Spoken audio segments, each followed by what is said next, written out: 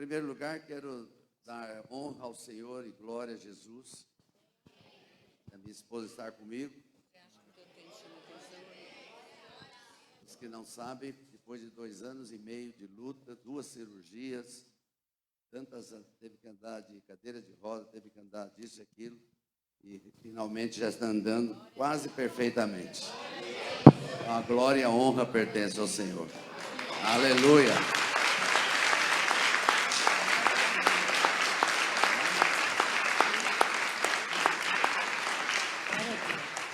Amém. Pode sentar, queridos.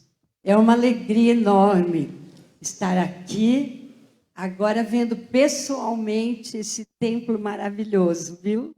Esse meu filho, o profeta Veronese, e a minha filha, profeta Marluz, são uma bênção, né? Eles têm uma visão maravilhosa, ficou lindo, todos estão de parabéns. Eu vim aqui, 2019, acho a última vez, só vimos a terra, né? Viemos orar e abençoar esse local. Olha o que ficou, hein? Ah, se eu morasse aqui, eu ia frequentar essa igreja. Muito lindo. Mas é uma alegria estar aqui com os nossos filhos espirituais, a família, e revendo os queridos. Muita gente já ganhou bebê, muita gente já tinha bebê, o bebê cresceu, alguns casaram, e as coisas boas aconteceram, amém? É uma alegria, e eu tenho certeza que esse seminário será um marco para você que tem filhinhos, para você que vai ter, e para você que já teve, porque envolve toda a igreja este tema, né? Nós vamos falar de algo muito precioso para a família. E quando falamos de família, todos estão envolvidos. Então, é uma alegria que você participe. Amanhã continua às 16, depois à noite, e domingo é o culto à noite. Amém. Agora, foi um perigo aqui, as crianças todas de pijama. A gente pensou que ia ter uma aula de dormir. Ai, que lindas, de pijaminhas, uma graça, né? Vai ser tremendo ali. Mas quero abençoá-los, viu, queridos? Com muita alegria, Deus abençoe mesmo.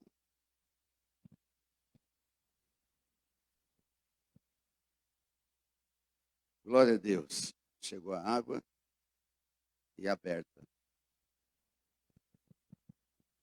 E a grande dificuldade dos pregadores é quando recebe um copinho desse e fechado. Aí a gente não sabe se larga o microfone, se abre, se toma o microfone e fala no copo, né? Mas Deus é bom, sempre prepara alguém para abrir para nós, em nome de Jesus. A próxima questão que eu quero colocar no seminário, eu tenho dado glória a Deus porque eu estou vivo. Eu não sei se você já parou para pensar que Deus poupou você nessa pandemia. E Deus não faz nada sem propósito. Então, se Ele tem um propósito para mim e para você, algo vai acontecer ainda. Eu quero abrir sempre confessando algo que aconteceu comigo, porque quando a pandemia veio, nós estamos começando uma turma das 7 semanas de libertação que a gente faz em São Paulo. São 6 turmas por ano e a gente estava começando em março a primeira turma. Nós tínhamos mais ou menos umas 400 pessoas nessa turma. E nós fomos pegos na primeira semana, veio a segunda semana e já não podia mais se reunir. Muita gente foi pego de surpresa. Não sei aqui como foi, não conversei com o profeta Veronese, mas nós fomos pegos de surpresa. E quando chegou a segunda semana, a gente já não tinha possibilidade de estar na igreja. E aí a gente teve que entrar no online, famoso online, né? E não deu tempo de preparar a equipe da missão, inclusive a pessoa que cuida de toda essa parte, onde nós temos aparelhagem boa para isso, mas não deu tempo. E fomos fazer a primeira semana em casa, na minha casa, sem preparar nada. A Cleide pegou o celular, né? E vamos filmar. Me combinei com ela de ficar num lugar parado, e ela gravando. E começamos a primeira ministração online sem estrutura nenhuma, pego de surpresa. E eu estava de sandália havaiana, mas o resto do corpo perfeito. E nós marcamos o lugar certinho onde eu tinha que ficar. E comecei a ministração, e ela segurando, sem pedestal, sem nada, segurando no dedão mesmo. E de repente ela falou assim, que no chat começaram a dizer, está de ponta cabeça. E ela não estava conseguindo acertar. Então eu saí do meu lugar e fui para acertar o dito cujo celular. E aí apareceu a sandália havaiana. E o chinelo. O primeiro que apareceu no chat era um irmão da igreja Bola de Neve, de São Paulo. E ele colocou assim, esse é dos nossos. Eu sei que aquilo ali foi uma brincadeira, parece, mas aquilo chamou a atenção.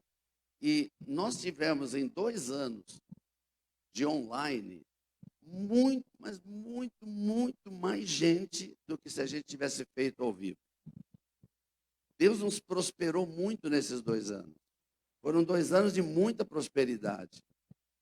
E quando terminou, entre aspas, a pandemia, que ainda não terminou, mas terminou as restrições, eu fiquei triste, porque estava tão bom. Eu não precisava deslocar de casa, não precisava me arrumar, eu podia ficar até descalço, estava dando tudo certo. Agora já estava com a aparelhagem. Desse ano, o Senhor me deu um pouco de agenda, que eu estava segurando a agenda o máximo possível, e apareceu uma agenda de uma igreja em São Paulo para pregar no domingo de manhã, e logo no domingo de manhã, né? E eu acordei chateado. Eu fui para o banheiro para me arrumar e eu estava triste, irmão, estou sendo sincero. E eu falei com Deus, Deus, por que eu tenho que ir lá? Eles têm pastor, eles têm gente, eles têm obreiro, eles têm tudo. O que eu vou fazer lá? Eu fiquei 2 anos parado e deu tudo certo. E aí o Senhor falou uma coisa muito interessante que eu não vou esquecer. Está havendo um novo tempo. E esse novo tempo é a preparação da volta de Jesus. E a unção apostólica que está sobre a sua vida vai ser diferente. Vai ser para preparar a igreja, com unção de mestre e de pastor, para que a igreja seja edificada para a volta de Jesus Cristo. Então, esse seminário, para mim, não é um seminário comum, que eu já dei em muitos lugares. Esse seminário é para que você comece a perceber o que Deus quer para a sua vida nos últimos tempos. A igreja pós-pandemia, o que Deus quer para você, já que poupou você e deixou você vivo. E com certeza para Deus, a Bíblia diz que Ele se alegra com a morte do justo, então Ele não se alegrou com a nossa morte, porque nós não morremos. Mas se Ele permitiu que a gente ficasse, que Ele quer se alegrar mais com a gente vivo ainda. Então põe a mão no ombro de alguém e diga assim, Deus está querendo que você o alegre com a sua vida. Aleluia. E outra coisa importante, para quem veio aqui pensando que é um seminário para criança, não é um seminário para criança. É um seminário para todos nós. E eu vou explicar por quê e já vou mostrar na palavra, porque a Bíblia diz assim claramente, que quem não se tornar como criança, não entra no reino de Deus. Você está comigo? Então, quantos querem entrar no reino de Deus aqui? Então, pegue a sua mão direita, bem alta assim. Se você tem condições com essa pessoa que está do teu lado, relacionamento, você tem amizade, vai na bochecha dela e fala assim, Gugu Dadá.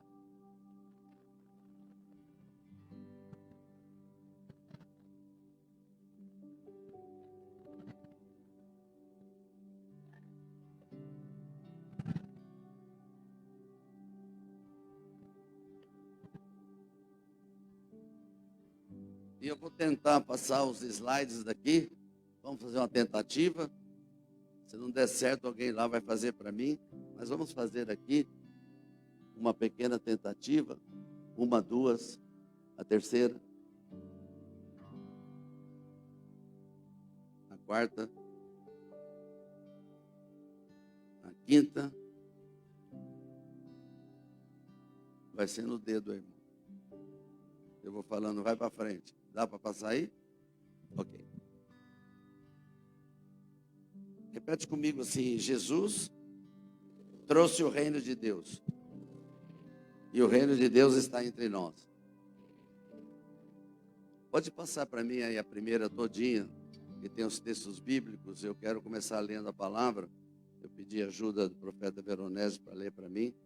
E tem alguns textos da palavra que são importantes entender o que é reino de Deus. E nós vamos falar sobre o reino, por que o reino existe, por que Jesus trouxe o reino e o que é o reino de Deus para nós hoje. Então, se você puder colocar aí, se não der, não tem importância. Eu vou falando aqui, Mateus capítulo 18, do verso 1 até o verso 6. As pessoas que estão anotando, podem anotar. Vai ser muito importante, porque Deus vai dar revelação para você, com certeza absoluta, sobre todo esse seminário. Então, Mateus 18, do verso 1 até o verso 6. Naquela mesma hora, chegaram os discípulos ao pé de Jesus, dizendo: Ok. Quem é o maior no reino dos céus? Até o verso 6. E Jesus, chamando uma criança, a pôs no meio deles. E disse: Em verdade vos digo que, se não vos converterdes e não vos fizerdes como crianças, de modo algum entrareis no reino dos céus. Portanto, aquele que se tornar humilde como essa criança, esse é o maior no reino dos céus. E qualquer que receber em meu nome uma criança tal como esta, a mim me recebe. Mas qualquer que escandalizar um destes pequeninos que creem em mim, melhor lhe fora que se lhe pendurasse ao pescoço um mó de azenha e se submergisse na profundeza do mar. Pode deixar esse versículo na tela? Vou falar algo aqui, não se assuste não, eu vou provar. Jesus está mandando uma pessoa se suicidar. Eu queria tirar uma foto de vocês agora. A cara que alguns fizeram aqui é impressionante. Olha o que Jesus está dizendo: se alguém escandalizar um pequenino, é melhor que ele ponha uma pedra no pescoço e se atire no mar. O que ele está falando? Está mandando se matar. Ou seja, é tão importante essa questão de não escandalizar, principalmente os pequenos. E aqui não está falando só de criança, mas está falando de crianças espirituais, pessoas que acabaram de se converter. Ele está dizendo que é melhor você se matar do que escandalizar, porque o peso e o juízo sobre isso é muito forte. Então, o escândalo é algo poderoso que impede uma pessoa de entrar no reino. E quando você impede de alguém entrar no reino, é melhor você se matar. É isso que Jesus está dizendo, irmão. Não sou eu que estou falando, está escrito aqui. Acho que você está lendo comigo, sim ou não? Ou a versão daqui é diferente? O que está escrito aqui.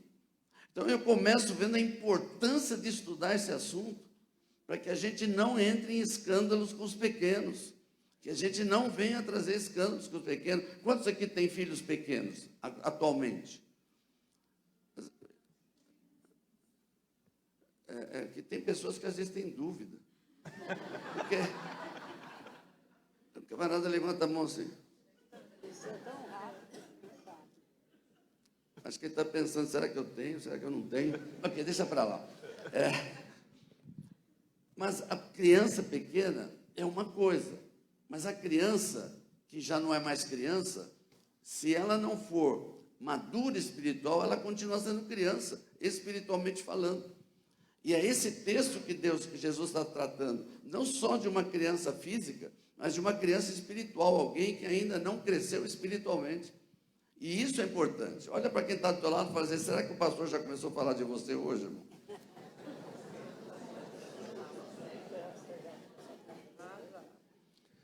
Vamos ver mais um texto em Mateus capítulo 19,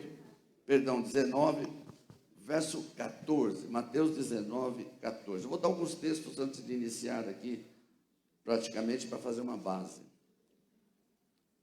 Jesus, porém, disse: deixai os pequeninos e não os estorveis de vir a mim, porque dos tais é o reino dos céus. Existe uma versão diferente, não sei quem está com Bíblia aberta aí, porque hoje em dia, com esse negócio de Bíblia na igreja, o povo já não quer nem trazer Bíblia mais, né? Tem uma facilidade grande de ter a Bíblia aqui. Mas eu não sei se você tem alguma versão, a minha versão, onde está escrito assim: não os estorveis, que já é uma versão mais atualizada, a versão mais antiga é: não os impeçais. Alguém já viu esse texto? Não os impeçais. Agora veja como criança é. Por que Jesus está falando de criança? Porque criança vê exatamente como é. Criança não tem malícia suficiente para poder ficar imaginando que aquela palavra não é aquela palavra. Por exemplo, a mãe, tem algumas mães aqui, não precisa levantar a mão, que ficam nervosas, né? Veja que és profeta. Eu não sei porque que alguns maridos olharam assim, né? A denúncia é rápida aqui, meu Deus do céu. Mas quando você fica nervosa, você fala coisa que na verdade não é o que você queria falar. Mas a criança que é pequena ainda, ela entende exatamente o que você falou. Ela não imagina que aquilo é uma parábola ou uma simbologia. Então você chega para a criança e fala assim: se eu vou te enforcar, ele já se vê pendurado na corda, irmão. Porque a criança, ela é humilde o suficiente para entender assim. Por isso que Jesus está dizendo, nós temos que ser assim. Agora, pega crente aí, não vieram. Graças a Deus, esses crentes nunca vêm no meu seminário. É aquele crente que você está escrito na palavra isso, ele fala: não é bem assim, né? Ele já quer interpretar do jeito dele, ele já quer fazer do jeito dele. Ele não leva a palavra como deve ser feito. Criança leva. Então, Jesus está dizendo o seguinte: se você não se tornar como criança, humilde, nesse sentido, você vai atrapalhar alguém. Porque se você atrapalhar alguém, você vai entender diferente do que está escrito. Meu irmão, deixa eu falar algo para você. O que está escrito na Bíblia é o que o Espírito Santo queria escrever. Amém. Não tem possibilidade, eu já pensei nisso, é uma loucura o que eu penso. Eu tenho que pensar em tudo. Eu fico imaginando o apóstolo Paulo, o Pedro, os que escreveram a Bíblia, João, ele está lá escrevendo o pergaminho, aí ele para, fica pensando, aí o Espírito Santo fala assim: põe qualquer coisa, né? É uma coisa absurda pensar isso. Então, o que está escrito é o que o Espírito Santo quer que esteja escrito. Então, nós temos que ver o que está escrito e obedecer o que está escrito, para a gente não se tornar um adulto daquele tipo, mas se tornar uma criança que aceita a palavra e crê nela poderosamente. Aleluia! Por que essa tradução é a melhor? Dos impeçais. Tem uma vírgula ali, sim ou não? Não os impeçais. Pastor, esses caras são rápidos. Eu quero esse pessoal para a minha equipe. O caminhão está aí mesmo, a gente já leva eles. Lá em Londrina, na igreja, esqueci, pastor Charles, nós passamos por lá, fizemos um seminário, aí depois de um tempo ele me escreveu: tem uma criança de 7 anos, 6 anos, 7 anos. Ele estava lendo esse texto na classe de criança. Ele estava lendo, vírgula, não os impeçais. E aí a menina levantou, foi menina, falou assim: pastor, quem são os impeçais? Porque ela entendeu da seguinte maneira: deixar vir a mim as crianças, não os impeçais.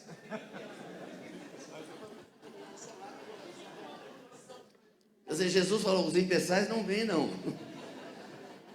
Porque a criança entende exatamente. Por isso que quando você é alguém que vai trabalhar com criança na igreja, não pode ler os versículos como exatamente nas palavras antigas. Tem que traduzir para a criança, para ela entender exatamente o que está falando. Vamos te dar mais um texto. Esse agora é Marcos 16, verso 15.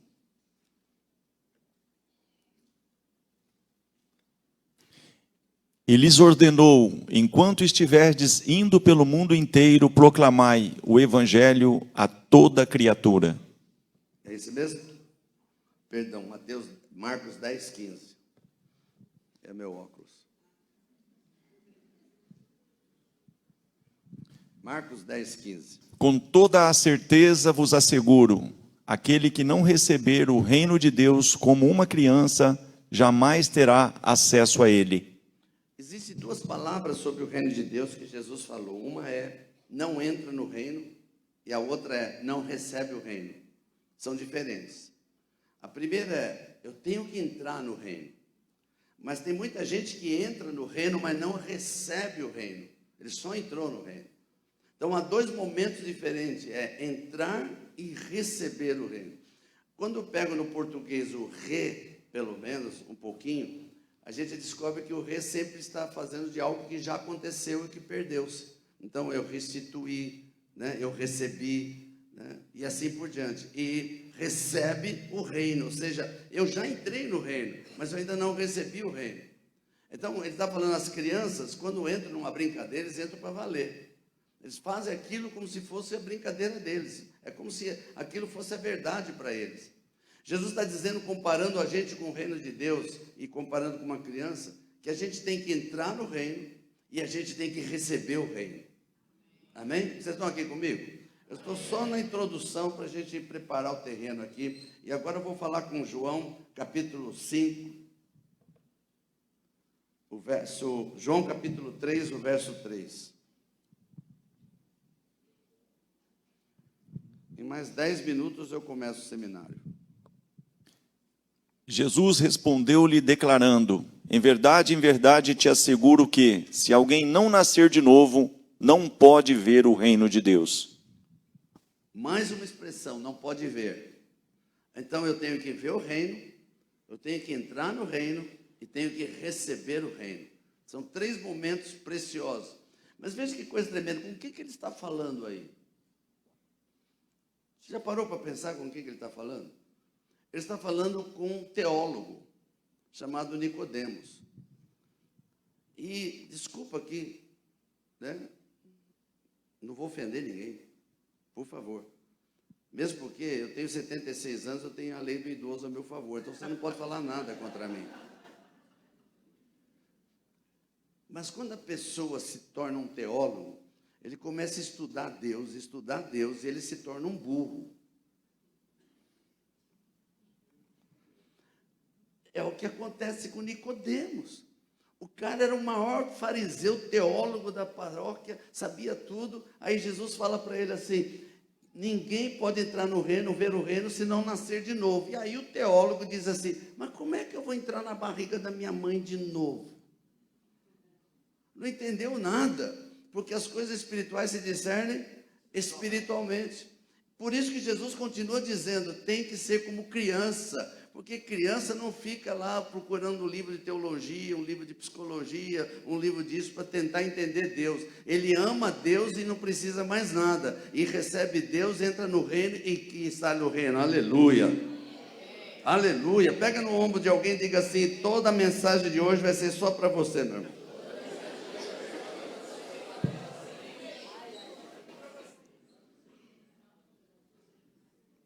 Começando um pouquinho mais profundo. Você já percebeu que Deus nunca fala assim, quando Ele fala do povo, Ele nunca fala de uma geração só? Já percebeu que Deus sempre fala de 3 gerações?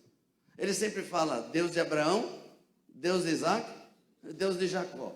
Sempre assim. E é Pai, Filho e Espírito Santo. Deus trabalha com 3 gerações. Por isso, quero falar algo para você não ficar triste com Deus. Quantos aqui tem uma promessa que Deus falou que vai acontecer com você e ainda não aconteceu? Quantos aqui tem uma promessa de Deus que ainda não aconteceu? Você sabe que pode não acontecer com você? Alô?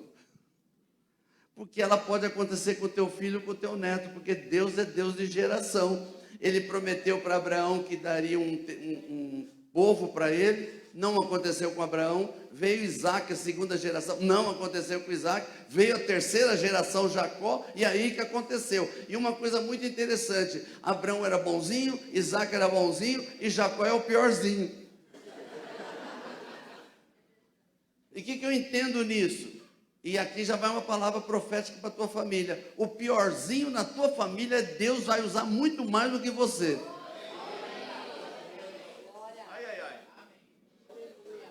Porque Deus pega os que não são para confundir os que são. Então Deus esperou chegar Jacó, que enganava até ele mesmo. Aliás, ele não conseguia enganar porque não tinha espelho na época. Mas Deus sabia que ele era um enganador. Então é esse que eu vou mudar para que a glória seja minha. Então na tua família a glória vai ser dele. Quando ele pegar alguém que você faz, esse aqui não tem jeito, ele vai pegar esse aí e vai transformar em alguém poderoso. Aleluia. Por isso quem tem filhos pequenos já começa a profetizar. Pega aquele que é mais arteiro. Fala assim, você vai ser um profeta. Porque o arteiro é profeta. O profeta é arteiro. Aleluia. Agora, se você tem um filho que é calminho, fala assim, você vai ser pastor. Porque só pastor que tem paciência com as ovelhas.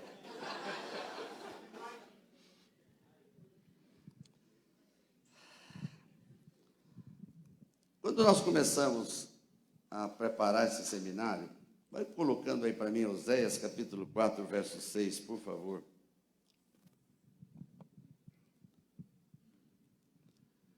Deixa eu contar uma experiência que talvez vai valer para alguém aqui. Principalmente para quem veio assim, eu estou lendo o pensamento.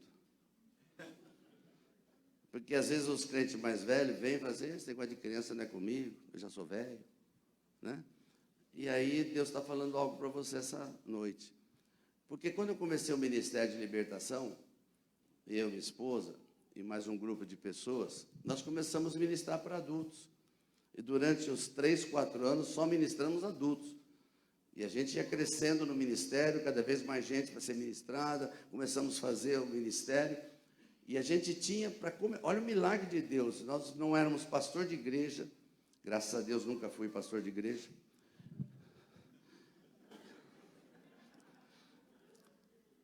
Não era conhecido em lugar nenhum, não tinha dizimistas, não tinha nada. E o Senhor deu para nós um edifício de 3 andares no final da Avenida Paulista, em São Paulo. Quem conhece, é o lugar mais caro do Brasil. E nós alugamos aquilo lá em dólar. Eram 3 andares. E estamos tranquilos lá, e Deus vai fazendo milagre, levantando pessoas para pagar o aluguel, e a gente fazendo milagre, e a gente atendendo vidas, fomos para um teatro, logo em seguida, ali pertinho, para começar um projeto dentro do teatro. E estava indo tudo bem, 3 anos, e aí entra um profeta na minha sala. Cuidado quando o profeta te procura. O profeta olha assim e falou, Deus está mandando você cuidar de criança. Eu falei, tá bom, obrigado. E pensei comigo, isso não é comigo. Negócio de criança, não é comigo. Minha esposa, quando a gente era crente normal,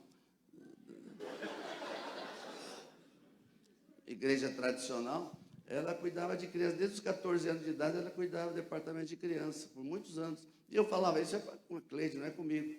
E não dei bola para o profeta, irmão. Deus mandou o segundo profeta, que falou a mesma coisa.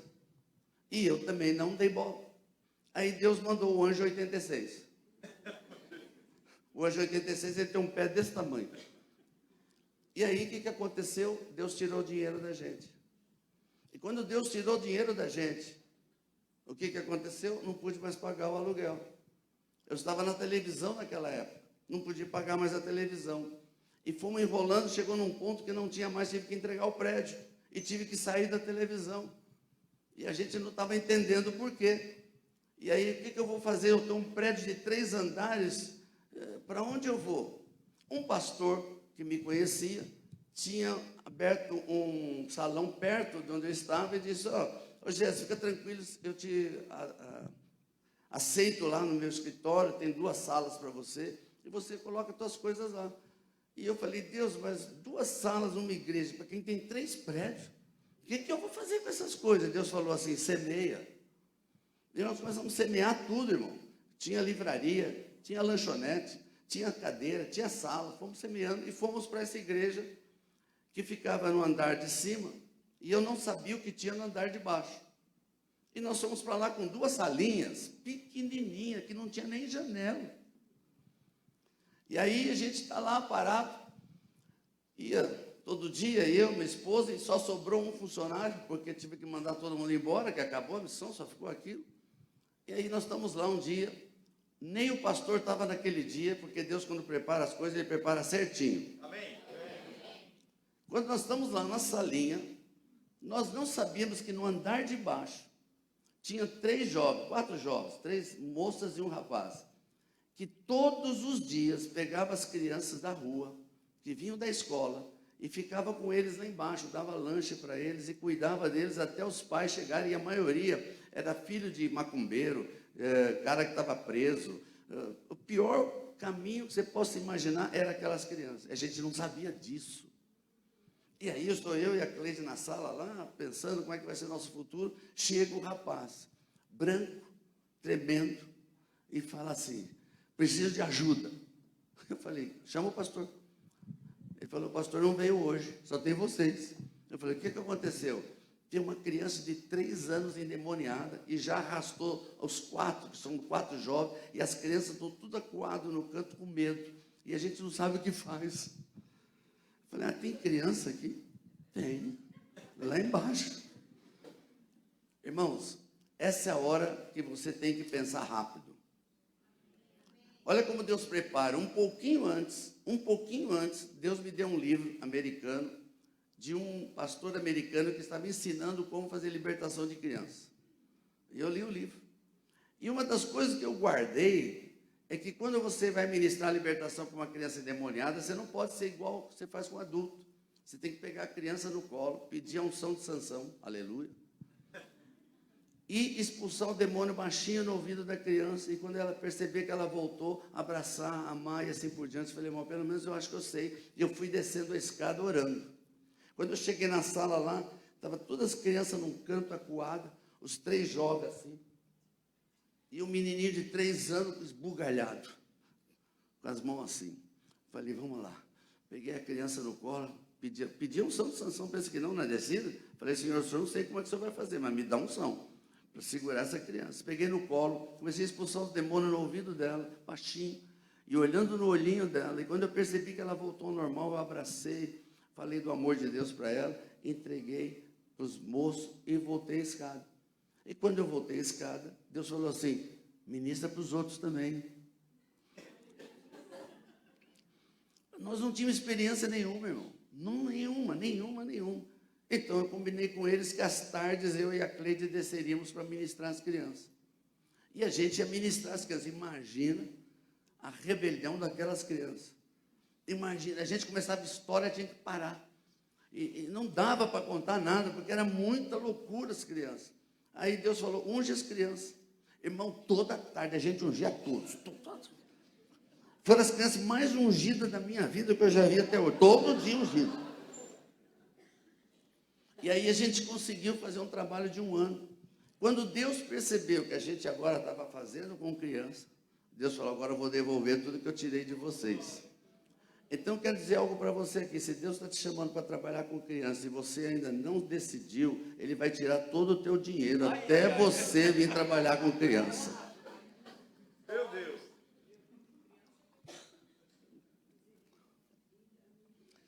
E olha o que aconteceu. Alguns anos depois, eu estou ministrando as 7 semanas de libertação para adultos, e eu recebi, naquela época não tinha e-mail ainda, irmãos, nem celular. Eu recebi uma carta de um menino.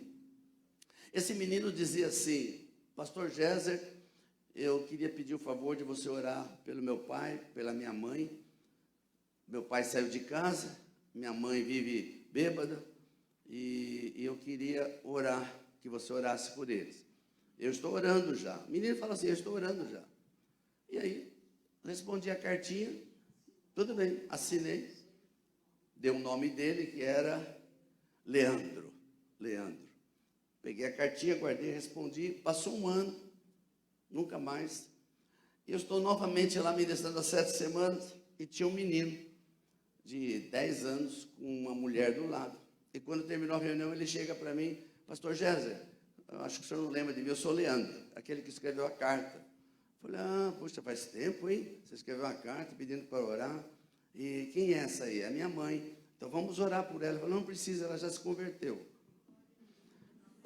Eu falei: tá bom, e por que você quer que eu orar agora? Pelo meu pai, porque meu pai não voltou para casa ainda. Eu falei: Leandro, só uma coisinha, quem é você? Ele falou assim: você não lembra de mim, pastor? Aquelas tardes que você ungia todo mundo, eu estava lá sendo ungido toda hora. Aleluia!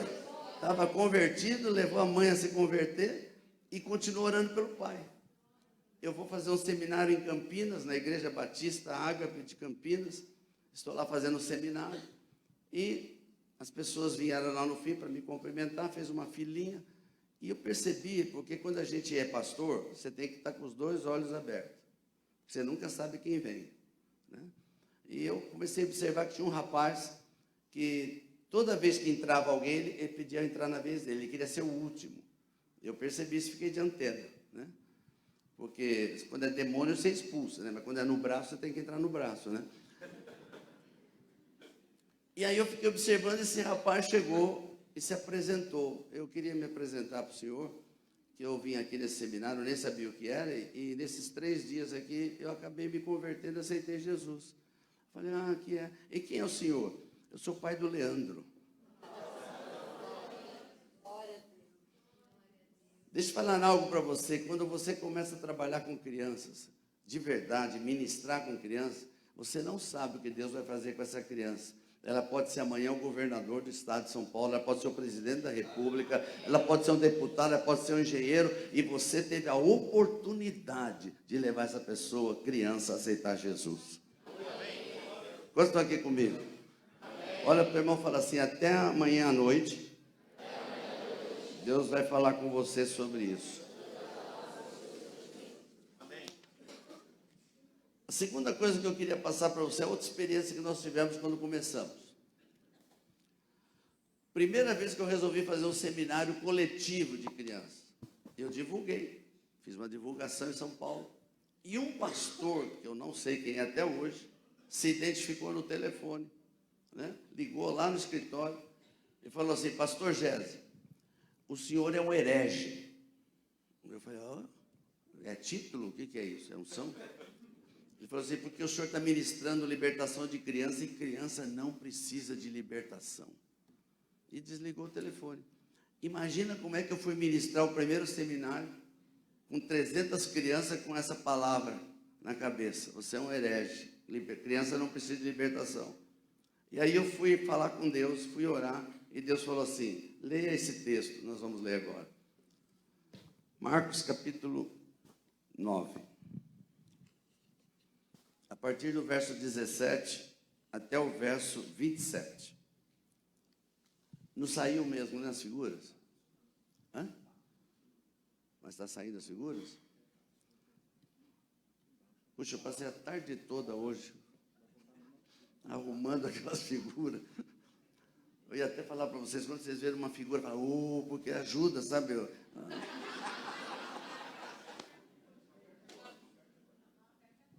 Tá bom, vamos lá, pastor. E um dentre a multidão respondeu, mestre, trouxe-te o meu filho, possesso de um espírito mudo. E este, onde quer que o apanha, lança-o por terra, e ele espuma, rilha os dentes, e vai definhando. Roguei a teus discípulos que o expelisse, e eles não puderam. Então Jesus lhes disse, ó geração incrédula, até quando estarei convosco? Até quando vos sofrerei? Trazei-mo.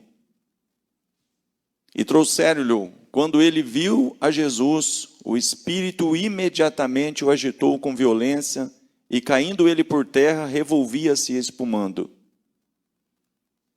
Perguntou-lhe Jesus ao pai do menino, há quanto tempo isto lhe sucede? Desde a infância, respondeu. Para um pouquinho aí. Deixa esse texto. Primeiro ponto. Jesus não precisa perguntar nada para ninguém para expulsar demônio, amém? Mas ele fez questão de perguntar, desde quando acontece isso? Qual a resposta? Deus falou, leia esse texto. Leia esse texto. Não ouça o que o pastor falou. Leia esse texto e veja o que eu estou dizendo na palavra. Tem criança que fica endemoniada desde o ventre. Alô? Pastor, calma. Se Deus pode fazer coisas assim, desse tipo, você acha que o diabo não copia? Vamos pegar João Batista.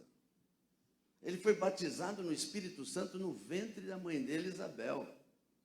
Ele pulou de alegria. A Bíblia é só ler a Bíblia, irmão. Ele foi batizado com o Espírito Santo no ventre. O diabo faz também, principalmente quando mães consagram o filho ou a filha que vai nascer para demônios no centro espírita. E ele já pega a criança desde o ventre, já nasce endemoniada. É sério isso, irmão. E muita gente não crê nisso, por isso que não trata com criança. Então, Jesus está mostrando algo que ele mesmo teve que tratar. E ele perguntou, desde a infância. Vamos continuar, pastor, por favor. E muitas vezes o tem lançado no fogo e na água para o matar. Mas se tu podes alguma coisa, tem compaixão de nós e ajuda-nos. Ao que lhe respondeu Jesus, se podes, tudo é possível ao que crê. Até o 27.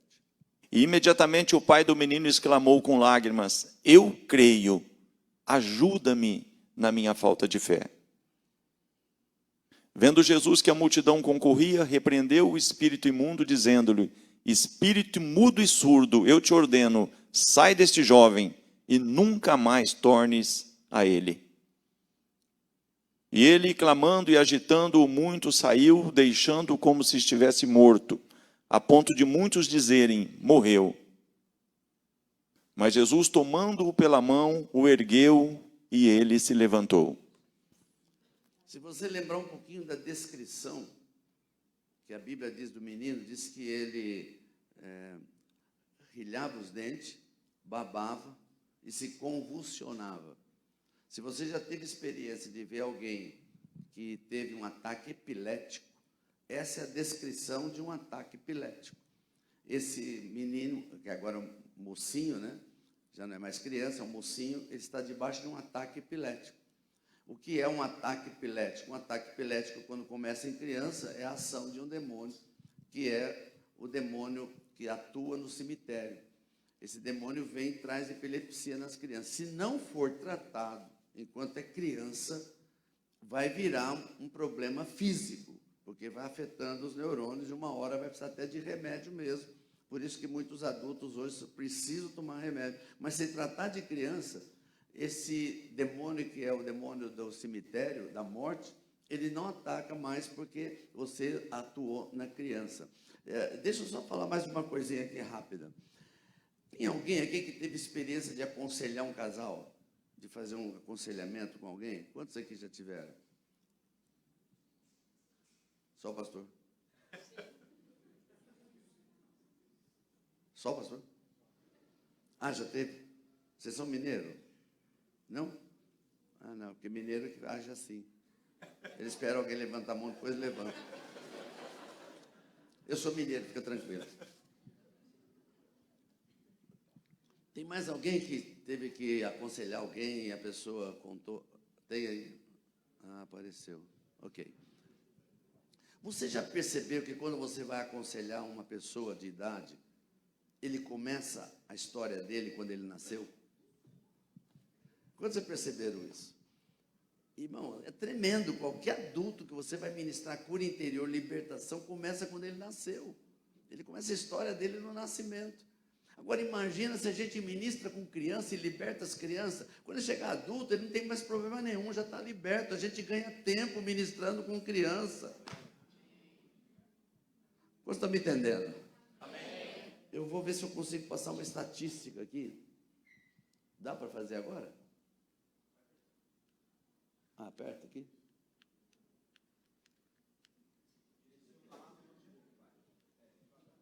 Não tem como passar lá para mim?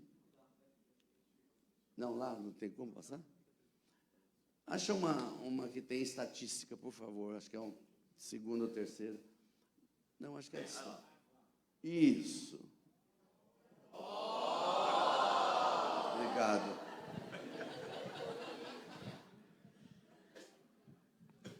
Eu queria chamar a atenção de vocês para essa estatística. Essa estatística foi feita, na verdade, ela foi divulgada pela APEC. A APEC é a Aliança Pró-Evangelização das Crianças. Não sei se alguém aqui fez o curso da APEC. Tem alguém que fez? Você fez o curso da APEC? Fez também? A APEC é especializada em evangelização de crianças. E tem uma apostila da APEC que eles trouxeram esta estatística, mas essa estatística não é deles, eles até colocam na estatística, na apostila que não é deles. Essa foi feita por o grupo do pastor Billy Graham, nos Estados Unidos, eles que fizeram essa estatística. Olha o que eles descobriram, e não é diferente aqui no Brasil, não. Eles descobriram que 1% das pessoas são salvas antes dos 4 anos de idade. Eles fizeram uma estatística no meio dos crentes. Pegaram diversos crentes e fizeram estatística. 85% são salvas entre 4 e 14 anos. Guarde esse número. 85% dos crentes foram salvos entre 4 e 14 anos de idade. 10% são salvos entre 15 e 30 anos. E 4% são salvos depois dos 30 anos. Quando eu peguei essa estatística, o que eu deparo? Onde é a maior incidência de pessoas que são salvas? Até os 14 anos, ou seja, crianças e adolescentes. Será que o diabo não sabe disso? Se você parar um pouquinho para pensar, você vai descobrir que todo ataque principal, não que ele não ataque outras idades, mas o ataque principal hoje de Satanás é com as crianças. Com a internet, então, ficou mais fácil. Ele está atacando a criança e adolescente com uma variedade enorme de coisas. E isso está fazendo o quê? Porque eles sabem que vai ser idade que eles podem ser salvos. Então, se nós estamos vendo essa estatística, se o diabo já viu isso, o que está faltando para nós, como igreja, é investirmos em crianças e adolescentes?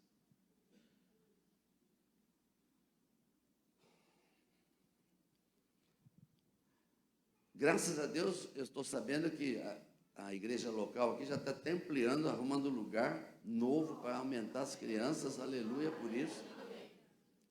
E eu vou em muitas igrejas, e eu fico triste, porque você chega na igreja, você vê o lugar dos adultos, tem cadeira boa, ar-condicionado, aí você vai perguntar, onde estão as crianças?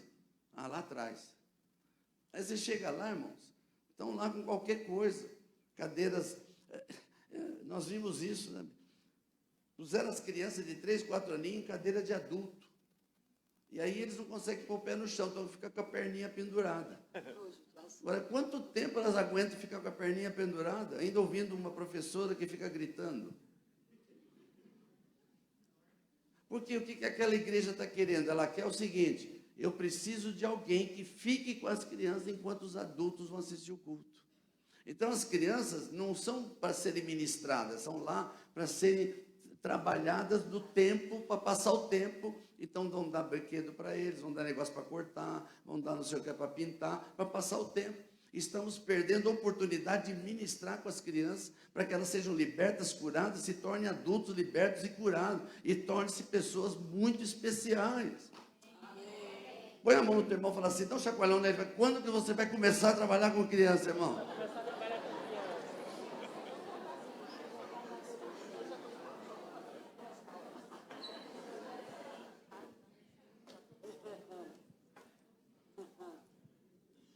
Deixa eu falar um pouquinho sobre a volta de Jesus e as crianças.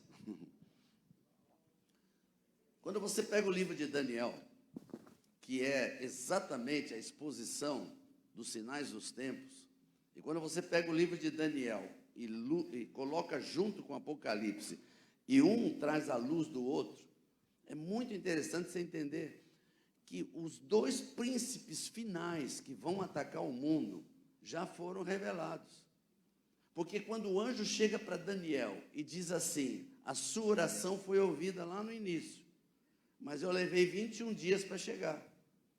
O anjo demorou 21 dias para chegar com a resposta, irmão. Você sabe por que ele demorou 21 dias? Quantos sabem?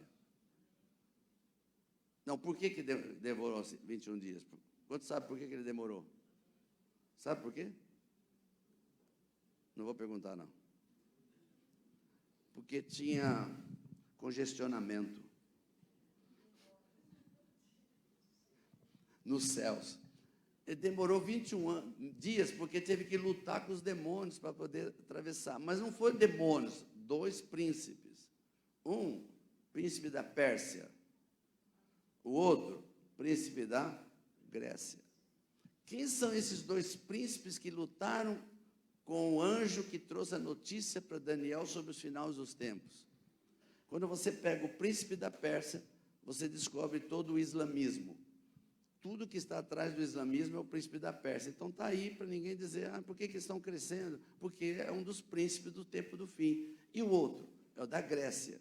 O que é o da Grécia? O humanismo, o culto ao corpo, o homossexualismo. Tudo isso faz parte do príncipe da Grécia. Esses são os dois. E eles estão atacando quem? Enquanto o islamismo está atacando a igreja, o príncipe da Grécia está atacando as crianças, através de todas as coisas. E fazendo isso com maior naturalidade, muitos de nós não estamos percebendo. Tem o irmãozinho lá, o Renê, né, do Cabo Frio, ele foi para São Paulo, eu nem sabia disso, lá no bairro de Vila Madalena, tem um restaurante que ele foi, e tinha o cartaz lá no banheiro, que você podia, sinta-se à vontade para usar o banheiro de acordo com o seu gênero. E ele entrou no banheiro, um jovem grande, de repente entra uma menina e um outro menino de 12 anos, e entra no banheiro com a maior naturalidade do mundo, porque já está incutido na cabeça deles. Agora, não adianta a gente ficar falando, ai pastor, a coisa está feia. O que nós como igreja estamos fazendo pelas nossas crianças e pelos nossos adolescentes? E eu não estou dizendo o pastor da igreja Veronese, eu não estou falando da igreja Plenitude, eu estou falando você como igreja de Cristo, o que você está fazendo? Olha para o teu irmão falando, não fica com essa cara não, irmão, ele está falando de você mesmo.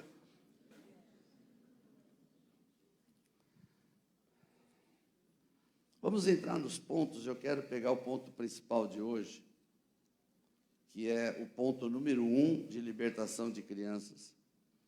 Eu chamo ele de cobertura espiritual. Eu não sei se, eu vou pular alguns aí, não sei se deu para perceber. O primeiro dele é a cobertura das trevas, para a gente entender como que Deus quer mudar isso. E a cobertura das trevas, 1 João, capítulo 5, verso 9. 1 João 5, 9.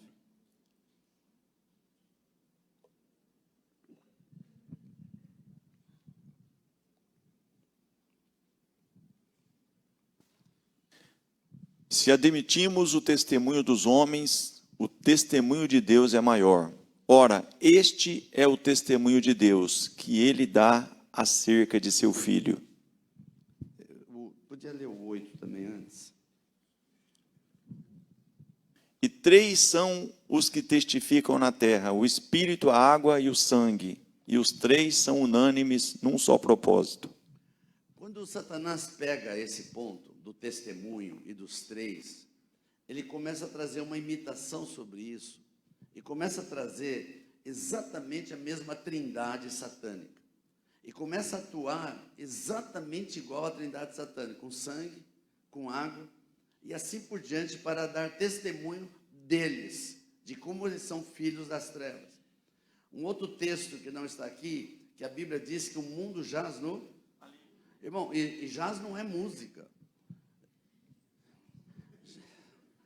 Jaz é a palavra jazigo, que vem debaixo de. Então, o mundo está debaixo do maligno. Isso significa que o mundo está em trevas.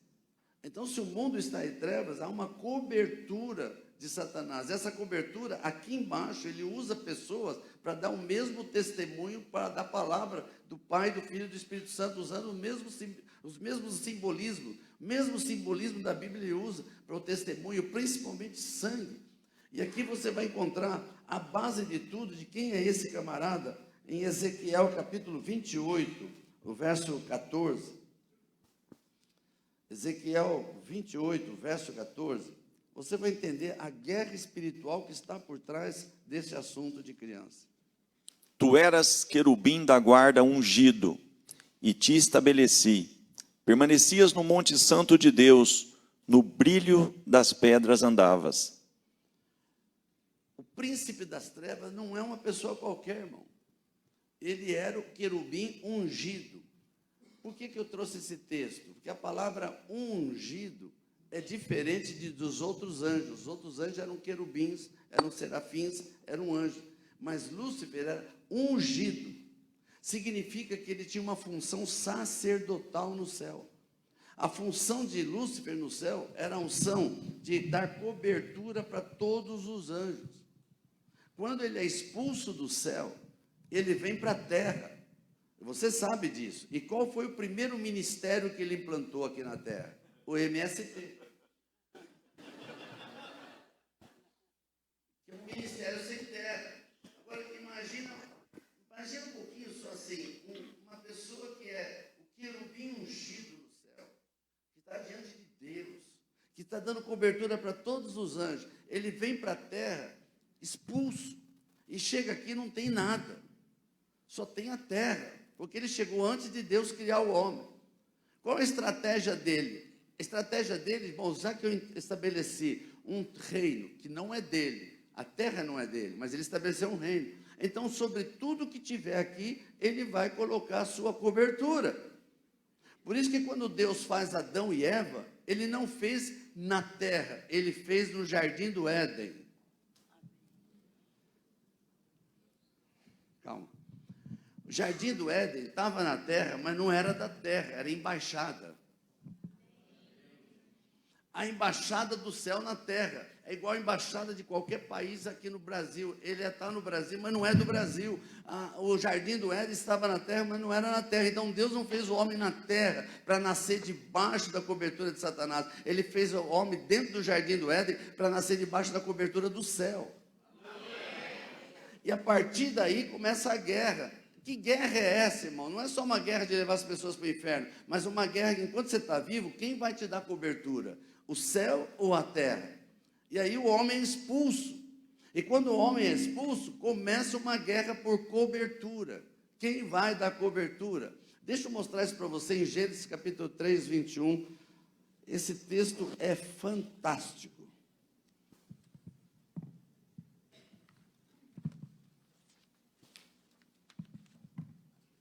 Gênesis capítulo 3, verso 21. Fez o Senhor Deus vestimenta de peles para Adão e sua mulher e os vestiu. Parece que não tem nada a ver. Vamos examinar esse texto. Quando Adão e Eva foram feitos, eles foram feitos semelhantes a Deus? Sim ou não? Tem todas as características de Deus neles? Sim ou não? Só tem 3 coisas que Deus não deu para eles, só 3. Não deu para eles onipresença, nem onisciência, nem onipotência. O resto Deus deu tudo para eles. O poder de Adão era tão grande que Adão deu nome para todos os animais, sem repetir nenhum, e não tinha internet, não tinha dicionário, não tinha caneta, não tinha livro, não tinha nada. Foi tudo da cabeça dele. Olha o poder que ele tinha na mente dele. Segunda coisa, como que um homem sozinho, sem caseiro, pode cuidar do jardim do Éden sozinho? Porque tem gente que pensa que o jardim do Éden era uma chacrinha. O jardim do Éden é do tamanho de um país, que é o Iraque hoje. Se você não sabia, o Iraque hoje era o jardim do Éden antigamente, que era a antiga Babilônia. Esse era o jardim do Éden. Um homem sozinho cuidando de tudo isso, ele tinha que ter uma capacidade extraordinária. E isso era ele. Agora, quando ele vai sair, ele não sabia fazer a roupa dele? Sim ou não? Tinha sabedoria para isso? Tinha. O que é saber fazer uma roupa para quem conhece, cuida de um país inteiro? Mas por que Deus não permitiu que ele fizesse a roupa? Quantos querem saber? Não, só se mais 100 pessoas levantar a mão, senão eu não vou falar mais nada. Ele colocou uma roupa de pele de animal, vivo ou morto. Então ele teve que matar um animal. E para matar um animal ele derramou sangue. Então aquela veste de animal morto era um animal que tinha sangue. O que Deus está fazendo? Aleluia. Deus está fazendo uma cobertura sobre Adão e Eva, expulsando eles do jardim do Éden, para ir para o mundo que jaz no maligno. Deus está dizendo o seguinte: vocês vão para o mundo que jaz no maligno, mas sobre vocês tem a minha cobertura.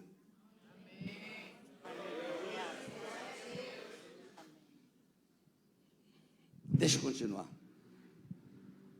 Eu estou em Votuporanga, né? Ah, tá, ok.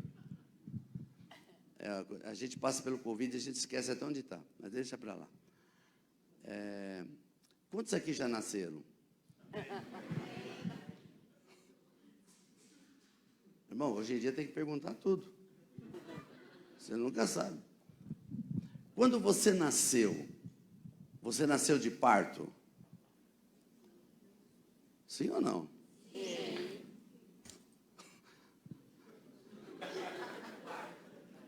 Tem gente que está pensando. Como é que eu nasci?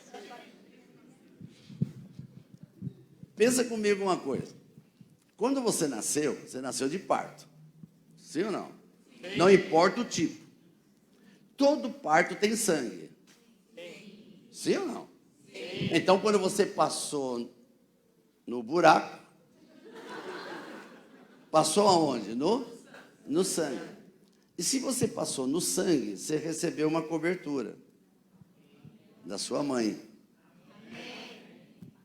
Só que no sangue, ao nascer, ao ser a concepção sua, tinha o sangue do seu pai, no esperma dele.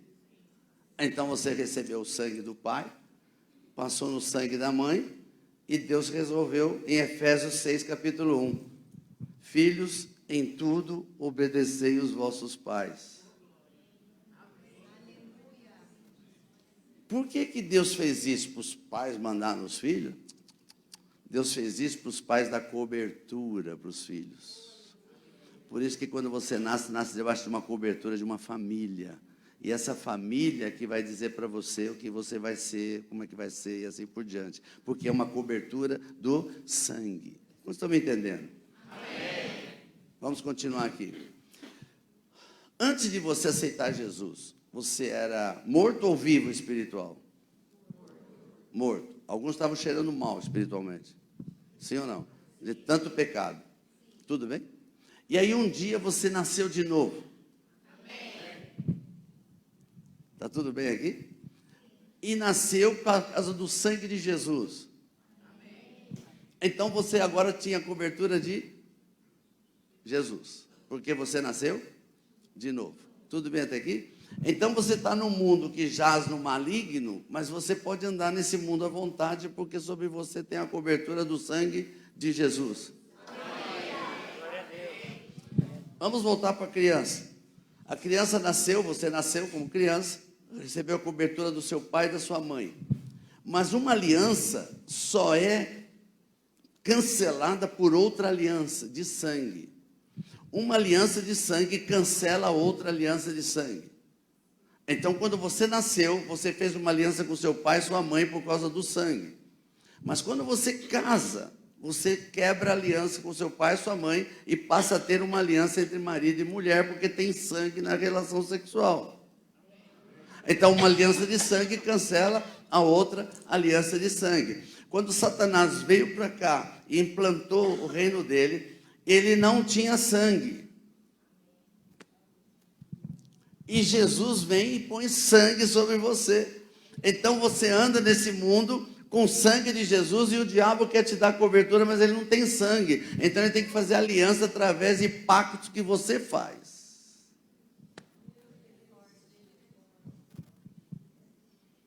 Por isso que se usa muito sangue no lado espiritual das trevas, porque é a tentativa de fazer um pacto que ele não tem sangue para dar, como Jesus teve sangue para dar.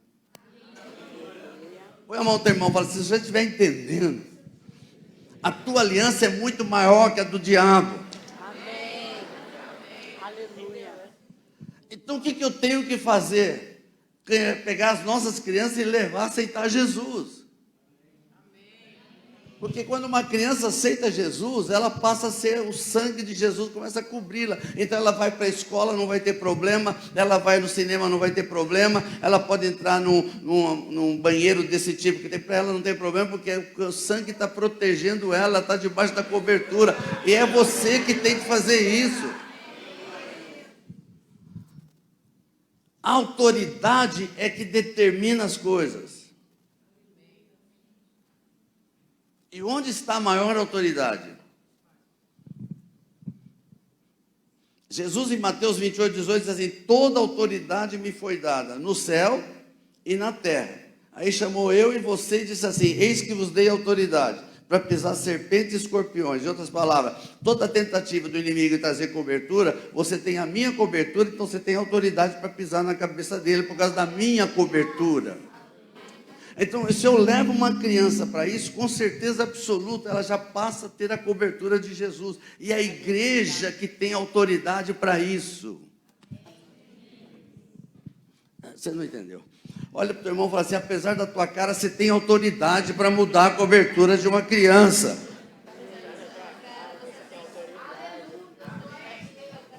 Bendito é o Senhor. Onde eu quero chegar hoje, nessa primeira noite? Isso é só para dar um susto em vocês. Eu quero chegar à seguinte conclusão: a igreja foi feita para as crianças serem salvas.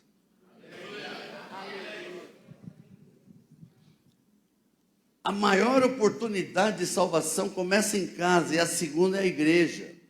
Por isso que nós temos que ter ministérios próprios. Não pode ter pessoas para cuidar de criança, tem que ser mestres que vão cuidar das crianças para levar as crianças a serem salvas, serem libertas, serem curadas, cura interior. A criança vai sair da casinha totalmente como um adulto maduro, espiritualmente falando, porque ela sabe qual é a cobertura que ela tem.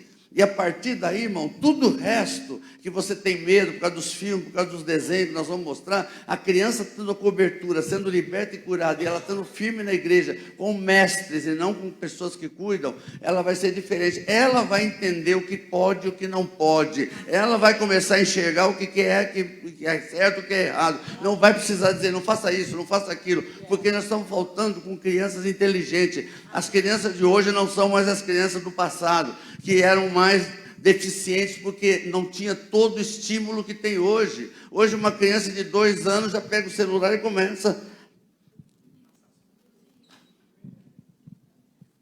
Alô, você está aqui? No tempo dos meus aqui, nem calculadora tinha. A gente fazia uma...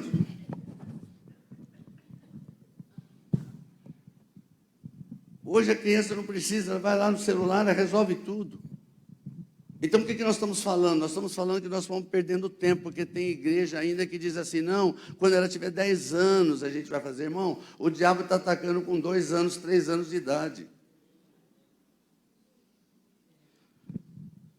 A minha filha, a mais velha... Você quer contar o testemunho? Eu? Você me autoriza? Descobri quem que manda em casa. A minha filha tinha 2 anos de idade. E a gente frequentava uma igreja tradicional. Na época, a gente era crente normal. E apesar de ser crente normal, a gente era firme no Senhor, pela palavra e assim por diante. Mas um dia nós chegamos na escola dominical, teve as classes, e quando terminou a classe das crianças, a minha filha de 2 anos saiu chorando. E chorava muito.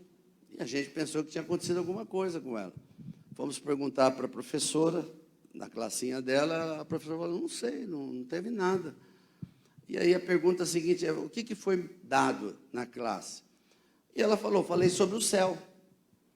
Falei: tá bom, e como que você falou do céu? Aí eu disse para o céu que quando a gente morrer, a gente vai para o céu. O que a minha filha recebeu? O papai disse que vai para o céu, então ele vai morrer. A mamãe disse que vai para o céu, então ela vai morrer. A vovó vai morrer. E começou a chorar, porque todos nós íamos morrer, irmão. Só que ela não entendeu o que era essa questão. E ela foi, Cleide falou assim: vamos para casa, vamos almoçar. Depois a mamãe vai contar para você uma história sobre o céu. Ela almoçou aquele dia, no cadeirão, chorando. Almoçou o tempo todo e olhava para nós. Porque na cabecinha dela, nós vamos para o céu, vamos morrer. E a Cleide lembrou que ela tinha o livrinho Sem Palavras, da APEC. O livrinho Sem Palavras é um livrinho das cores, que não tem palavra nenhuma, mas você conta a história. Então ela falou que no final chamou a Eliane, pegou uma joia de ouro que ela tinha lá, um anel, tinha uma pérola no outro anel, pegou, e ela sentou com a Eliane no cadeirão e começou a abrir o livrinho. Primeira parte do livrinho quando você abre o livro assim, ele tem o vermelho. Eu já me perdi, o Covid. Não, a última é dourada. O último é dourado. Primeira página é a página preta, ou escura. O que é o coraçãozinho? Então, ela contou para minha filha que é o coraçãozinho de uma criança que fala palavrão, que mente, que ainda não tem Jesus. Aí a próxima página é vermelha. Aí, ó, o sangue de Jesus, aí conta a história de Jesus, o sangue dele purifica o coraçãozinho. Aí vem a página branca. É o coraçãozinho da criança que foi lavado pelo sangue de Jesus, que aceitou Jesus. E aí vem a página amarela. E a Cleide falou, aqui é o céu. Quando falou o céu, ela começou a chorar de novo. Falei, pera um pouquinho, calma. E a Cleide começou a contar como era o céu. Pegou a pérola e falou, olha, tem portas de pérolas grandes, tem as ruas de ouro. E um dia nós vamos para o céu. Cada um de nós vai para o céu. O dia que Jesus nos chamar. Pronto. Terminou a história. 2 aninhos, né? Nunca vamos esquecer. Ela começou a chorar de novo. Ela falou, o que foi? Eu quero aceitar Jesus no meu coração. 2 aninhos. Com 2,5, ela falou, eu quero aceitar Jesus no meu coração. Partiu dela. Ninguém falou, ninguém evangelizou. O Espírito Santo convenceu com uma pequena história para que ela entendesse essa verdade. Quando ela fez 12 anos, olha que coisa tremenda, por causa do estilo da igreja, com 12 anos é que podia fazer profissão de fé só. Então, quando ela fez 12 anos, ela guardou isso na cabeça. E ela pediu para o pastor da igreja, pastor, eu quero ir lá na frente da igreja, eu quero declarar Jesus oficialmente. E falou assim, eu vou fazer aniversário, eu pedi para minha mãe fazer um bolo para a igreja toda e trazer bastante guaraná. Com 12 anos, o pastor teve coragem de dar o microfone para ela. Ela foi lá na frente, contou a historinha dela e diz assim, Jesus é o Senhor da minha vida, Ele é o meu dono. E cantou um hino. Eu nunca tinha visto minha filha cantar, ela cantou um hino. Quero ser um vaso de bênção. Porque com 2 aninhos, ela aceitou Jesus, aquilo entrou no coração dela. E muitos de nós estamos perdendo tempo com os nossos filhos, não levam os nossos filhos a aceitar Jesus. Acha que a igreja só é responsável por isso. Os pais são responsáveis em casa de começar a levar seus filhos a aceitar Jesus, porque vai haver uma mudança muito grande no coraçãozinho deles. Vocês estão aqui comigo? Aí veio a segunda, veio a Luciane. 4 anos depois, totalmente diferente, como todos os filhos são diferentes. A primeira, a Eliane, extrovertida até o máximo. Né? Nunca vou esquecer da minha filha, Eliane, chegando em casa, quando chegava da escola, todo dia. Mas não tinha jeito. Ela chegava da escola, pegava na nossa mão, ó, senta aqui. A gente tinha que sentar e ela falava tudo. Sempre foi assim até hoje. Ela vai fazer 50 anos no ano que vem, chega em casa, conta tudo detalhado, tudo. Quando ela está lá conosco, dá vontade de ir no banheiro, fala, estou indo no banheiro, eu vou fazer isso. Ela conta tudo, irmão, porque é o jeito dela. A outra nasceu o contrário, tímida. Nós tínhamos culto doméstico em casa.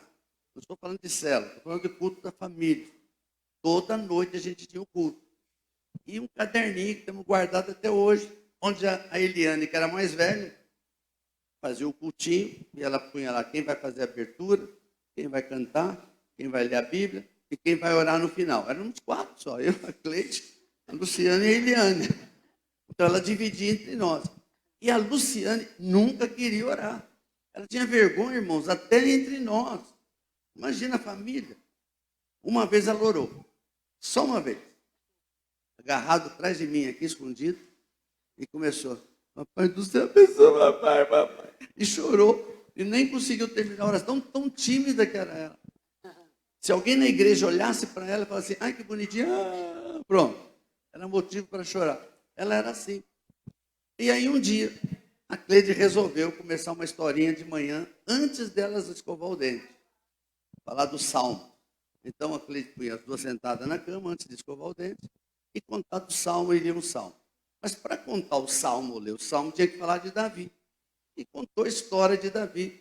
que era um homem segundo o coração de Deus, mas que pecou, caiu em pecado, e contou tudo sobre o pecado de Davi, como que Deus restaurou e assim por diante. E quando termina a história, quem está chorando? A Luciana. E a Cleide falou: o que foi, Lu? De novo, você está chorando? O que foi? Eu quero confessar um pecado. Com 6 anos, irmão. Queria confessar um pecadinho, que ela achou que era pecado. Confessou, depois que confessou, falou assim: agora eu posso aceitar Jesus? Com 6 anos. Naquela noite, na hora de fazer o programa, ela falou assim: deixa que eu faço. Eu oro no início, eu oro no fim, tudo era ela que queria fazer agora, porque quebrou toda a questão dentro dela, só pelo fato de aceitar Jesus como Senhor da vida dela. Aleluia! Quantos estão aqui comigo? Amém. Deixa eu dar um texto para você, 1 Timóteo, capítulo 2.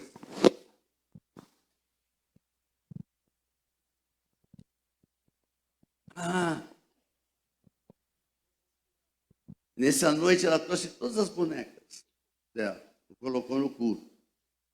E na oração que ela fez, foi o primeiro dia que ela orou.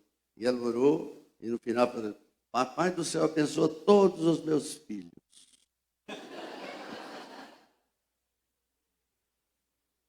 Primeiro Timóteo, capítulo 2, verso 1 e 2. 1 Timóteo, capítulo 2, verso 1 e 2. Antes de tudo, pois, exorto que se use a prática de súplicas, orações, intercessões, ações de graças em favor de todos os homens, em favor dos reis e de todos os que se acham investidos de autoridade, para que vivamos vida tranquila e mansa, com toda a piedade e respeito. Eu sei que esse é um ponto polêmico, mas deixa eu juntar os 2 pontos da cobertura, da troca da cobertura que a igreja pode fazer e da autoridade que Deus deu para a igreja. Aqui tem o segredo e a revelação. O apóstolo Paulo falando com Timóteo, está aí? Ok. Ele está dizendo o seguinte: se nós orarmos pelas autoridades, nós vamos viver uma vida de paz e tranquilidade. O que está na cabeça de Paulo falando isso a Timóteo? Ele está dizendo o seguinte: nós temos mais autoridade que o prefeito da cidade. Nós temos mais autoridade que o governador. Nós temos mais autoridade que o presidente da república. Então, se nós intercedermos, ou seja, entramos na brecha deles, nós os cobrimos. E se nós os cobrimos com a autoridade que Deus nos deu, eles não podem fazer coisas erradas, porque eles não vão prejudicar mais a gente. Isso é a estratégia de Paulo, porque ele está pegando a questão da cobertura, que nós temos cobertura, autoridade, e como autoridade nós podemos trocar a cobertura das pessoas, inclusive dos governadores. Vocês estão entendendo comigo? Então, a autoridade que está conosco é suficiente para trocar. Pega isso, por exemplo, eu vou perguntar aqui: tem alguém aqui que é professor de escola pública, particular ou pública? 2, tem mais? 3, 4. Tem mais nenhum mineiro escondido aí. Ok. Pensa no seguinte: quem é autoridade na classe? Os professores. Sim ou não? Por que tem professor endemoniado que chega na classe, tranca a classe e fala assim: hoje eu não vou dar aula, hoje eu vou ensinar meditação. E ninguém fala nada. Porque na classe ele é. E por que nós crentes não fazemos isso?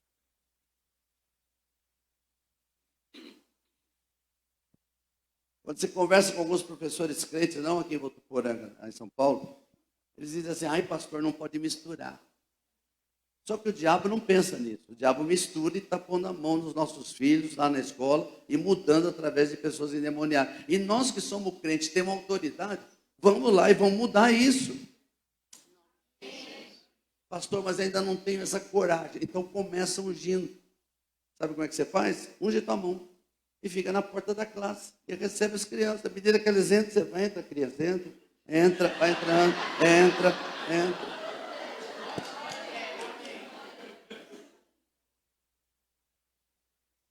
Tem alguém aqui que é ginecologista ou obstetra? Não? Médico? Pediatra? Não? Dentista? Sabia que tinha. Enfermeiro. Enfermagem. Fonoaudiólogo.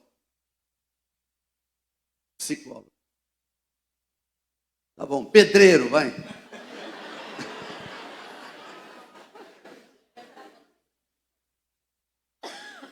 Cada profissão que nós temos, se eu entender o que Deus está falando comigo aqui, entendendo, falando com você até agora, se você entender isso, que você tem autoridade maior que qualquer pessoa, porque é Jesus que tem toda a autoridade no céu e na terra que te deu. Se você tiver essa autoridade, souber que você tem autoridade para mudar a cobertura de pessoas, você vai usar a tua profissão para começar a fazer isso. Por exemplo, há uma médica que nós conhecemos lá no Mato Grosso, uma obstetra, ela não quer saber se é crente, se não é crente. Quando ela faz o parto, ela pega a criança, levanta e consagra para Jesus. Ela tem autoridade para isso. Ou você não acha que tem bruxas aí, médicas bruxas, que pega a criança e consagra? Independente se o pai aceitou ou não. Então, toda profissão tem autoridade. Por exemplo, se é pedreiro, tudo bem, vai lá, taca no tijolo, taca óleo no tijolo, irmão. E declara, essa casa vai ser do Senhor, aqui não vai entrar espírito maligno. É a autoridade que você tem.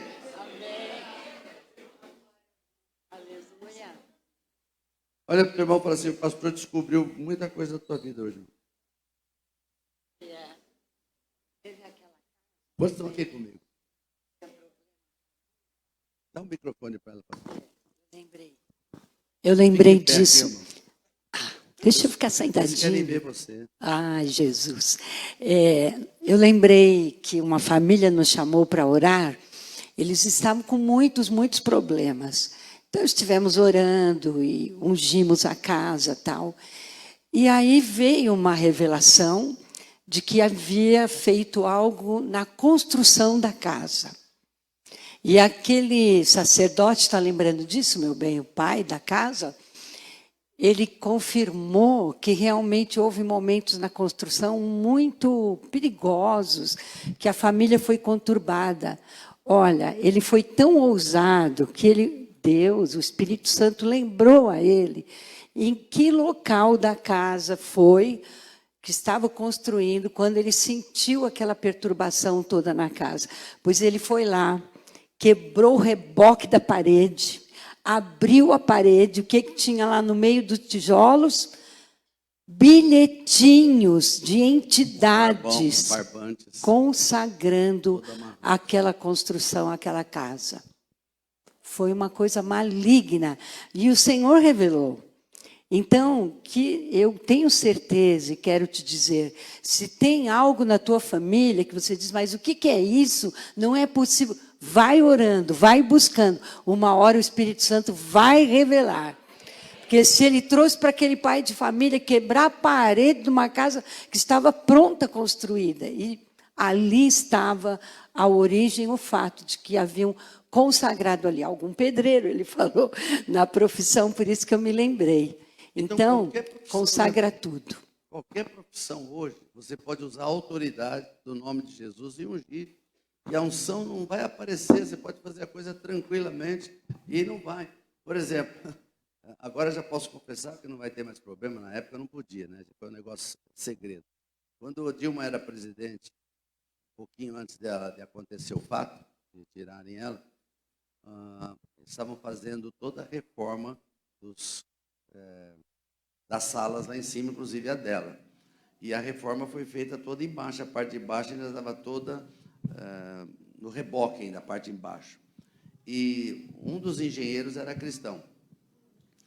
E aí nós fomos em 7 pessoas. A irmã Valnice estava comigo, eu e mais alguns outros. Fomos de noite, bem de madrugada, com ele, numa van, paramos na porta, todo mundo de engenheiro. Entramos lá dentro, de capacete, pusemos escada e colocamos bem no alicerce, azeite, sal e uma palavra de Deus que estava lá. E colocamos lá. Você sabe o resultado que Deus depois. Porque tinha alguém com autoridade para entrar lá dentro. Então, muitas vezes, você tem autoridade no lugar que você trabalha, onde você está, e não está usando a autoridade que Deus te deu para mudar aquela coisa. Então, não adianta reclamar se você não está fazendo a tua parte. Por isso, as nossas crianças precisam ser ungidas. Porque quando você unge a tua criança, ela pode ir para a escola, pode ter um endemoniado lá, não vai afetar mais a tua criança, porque ela foi debaixo de uma unção que quebra jugo. E a tua criança tem que saber por que ela está sendo ungida. Para saber que ela está sendo ungida, ela tem que aceitar Jesus. E é você, não espere a igreja fazer isso. Você faz em casa isso. Quantos aqui tem criança pequena? Fica com a mão levantada. Quem estiver perto deles, dá um chacoalhão nele. O que você está esperando então, meu irmão? Deixa eu continuar aqui. Meu Deus do céu. 1 Samuel, capítulo 1. Eu quero encerrar com esse ponto aqui. 1 Samuel, capítulo 1. Eu falei aqui do testemunho que eu e a Cleide tivemos. E veja, era crente normal, mas tinha culto doméstico toda noite em casa. Agora, eu não sei aqui em Votuporanga. Não sei. Mas em São Paulo, acontece assim. Toda vez que eu ministro isso para algum casal, para alguma família, fala assim, você se reúne para orar em casa à noite? Sabe qual a resposta que eu tenho? Não dá, pastor. A nossa vida é muito agitada. Um chega num horário, outro chega no outro horário. Às vezes a gente fala só por bilhetinho. A gente quase não se reúne, pastor. E eu quase acredito. Até o dia que eu resolvi visitar essa família num dia de jogo de futebol. Estava toda a família reunida. E quando sai um filme novo, toda a família se reúne. Como é que pode e não tem tempo para orar junto?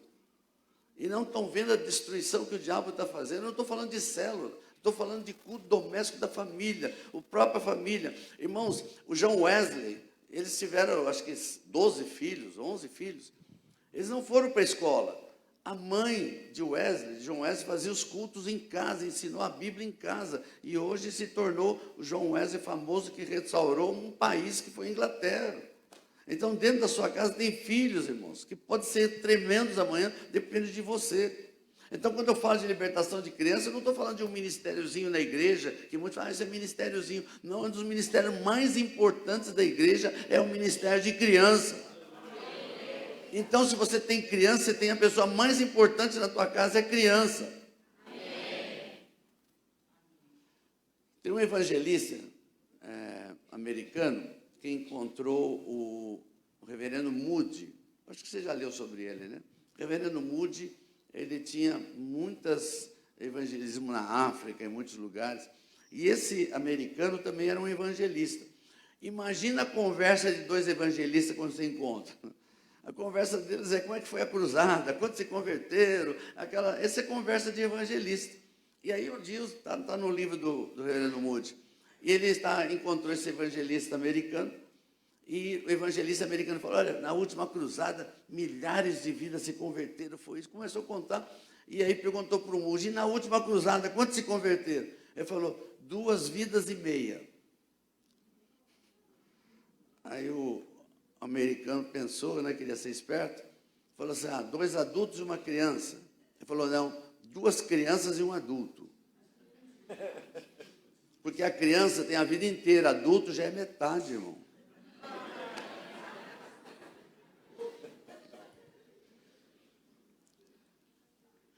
E a igreja investe mais nas metades do que nas crianças. Meu Deus. Pega a tua mão direita, vai. Se você tiver liberdade com a pessoa que está ao seu lado. Fala assim, ó, tudo para você, irmão.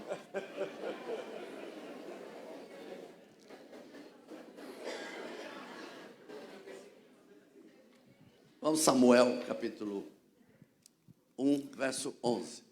E fez um voto dizendo, Senhor dos exércitos, se benignamente atentares para a aflição da tua serva, e de mim te lembrares, e da tua serva te não esqueceres, e lhe deres um filho varão, ao Senhor o darei todos os dias da sua vida, e sobre sua cabeça não passará navalha.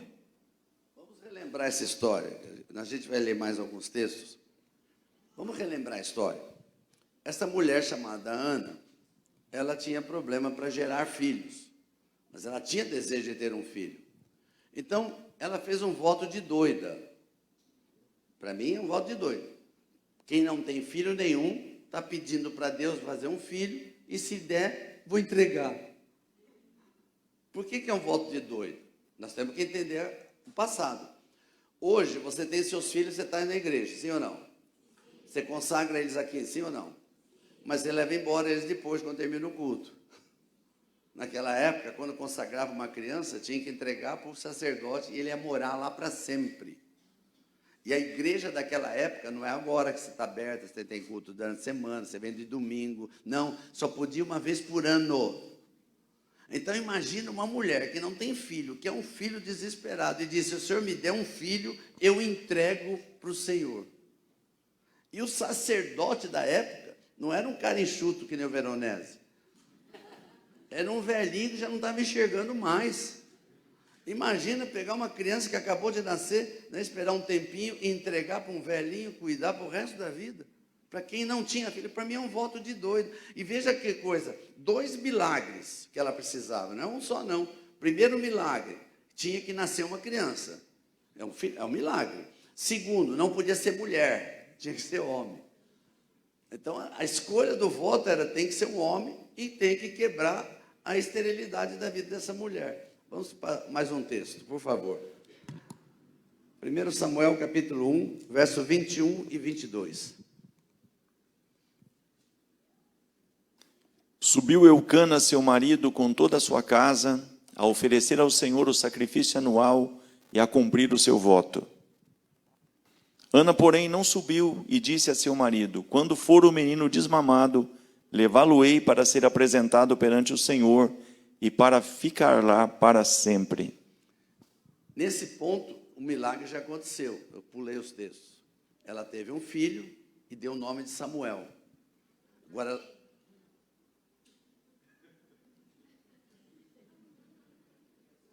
eu falei alguma coisa errada? Desculpa. Ela está querendo um Samuel para ela. Então, veja, veio a criança, nasceu, o milagre aconteceu porque quebrou a esterilidade e nasceu um menino. E ela deu o nome de Samuel. Agora o marido está indo lá para fazer o sacrifício anual em Jerusalém. Só que ela não subiu. Por quê? Ela disse: quando o menino for desmamado. E que idade era isso?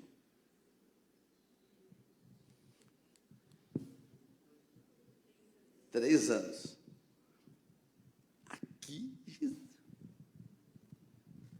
as mulheres hoje, alô? Não vê a hora de desmamar.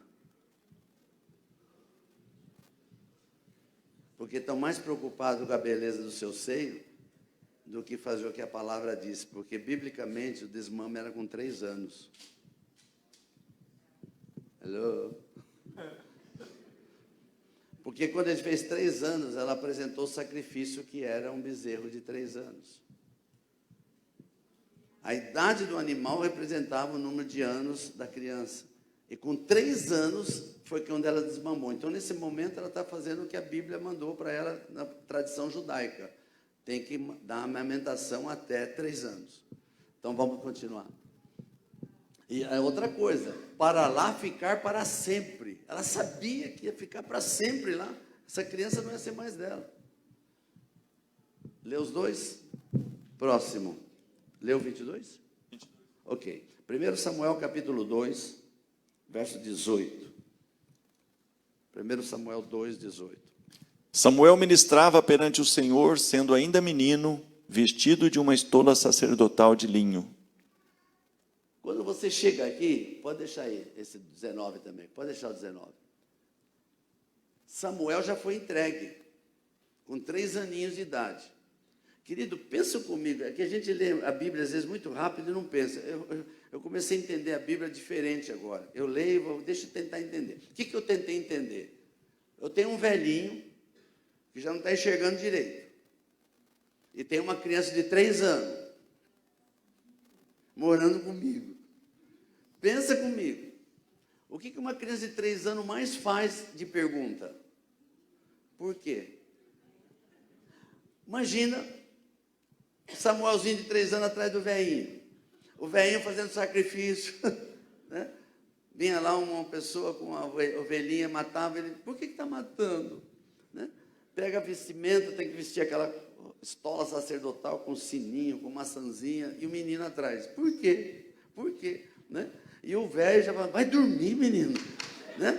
Já não está aguentando mais. E ele atrás. Por quê? Por quê? Por quê? E chegou o ponto de ele crescer naquele ambiente de ministração, que a Bíblia diz que ele já começou no 18, ele já começou a ministrar também. Então pensa, uma criança já está ministrando, porque ele está aprendendo com o velhinho, ele está lá na igreja o tempo todo, morando na igreja, ele vê tudo, ele vê como é que faz, ele sabe tudo das cerimônias da igreja. E eu fico pensando também nisso aqui, porque uma vez por ano é que levava a roupa dele. E imagina ele crescendo, né? Quando a mãe chegava, a estolinha estava aqui, né? Já estava as pernas aparecendo. Porque era uma vez por ano que ele ia levar a roupa, né? Então, veja, de ano em ano ela trazia. Agora, você acha que uma criança que está lá permanentemente, quando ela chegar a 9 anos de idade, ela já não sabe tudo sobre a igreja? Sabe tudo sobre o cerimonial? Sim ou não? Mas você vai receber uma grande surpresa. Você pode conhecer tudo sobre a igreja, mas se não tiver uma experiência com Deus, não adianta nada. Vamos ver o texto. 1 Samuel, capítulo 3, de 1 a 7. O jovem Samuel servia ao Senhor perante Eli. Naqueles dias a palavra do Senhor era muito rara, as visões não eram frequentes. Certo dia, estando deitado no lugar costumado o sacerdote Eli, cujos olhos já começavam a escurecer-se, a ponto de não poder ver, e tendo-se deitado também Samuel no templo do Senhor, em que estava a arca antes que a lâmpada de Deus se apagasse, o Senhor chamou o menino, Samuel, Samuel. Este respondeu, eis-me aqui. Para um pouquinho antes de passar para frente. Imagina, eu queria entrar comigo na história. Imagina o velhinho, já não está enxergando, está cansado, porque ele está velhinho, está muito cansado. Ele tem que fazer ritual o dia inteiro. Ele é o sacerdote, o único sacerdote, ele está fazendo ritual o dia inteiro. Então, na hora que é de deitar, ele quer dormir. Então, ele está cansado, ele pega e deita. E o Samuel também deitou.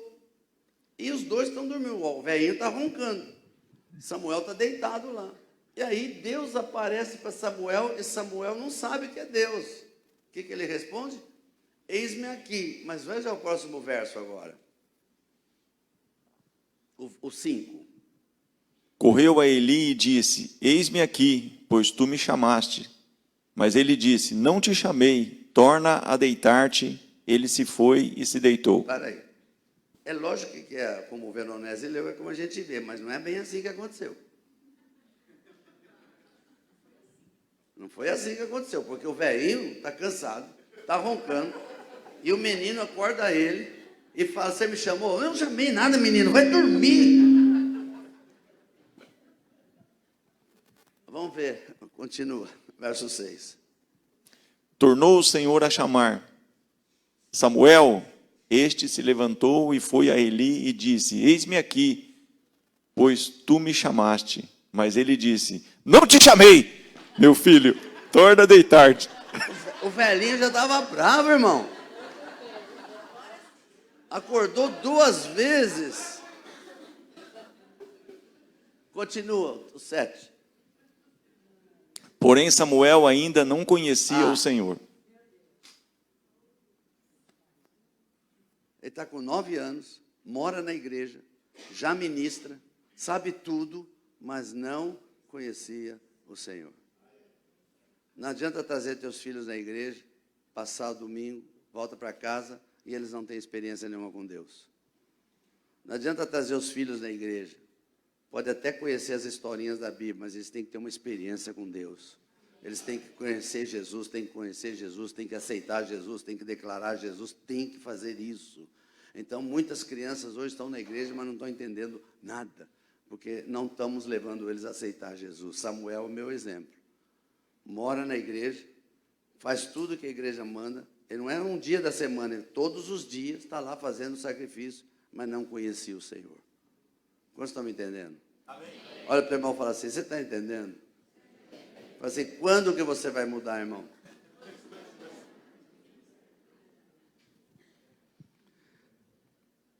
E para terminar a história, para quem não conheceu toda a história de Ana, Deus não perde nada. Amém. Então, quando ele recebe um, ele devolve 5, porque ela teve mais 5 filhos depois. O milagre foi muito maior, porque quando você entrega algo para Deus, ele te devolve muito mais. Aleluia. Põe a mão do teu irmão, se você entendeu. Ele falou sério com você agora. Quando Deus pede algo para você, é porque ele já tem 5 vezes para te entregar.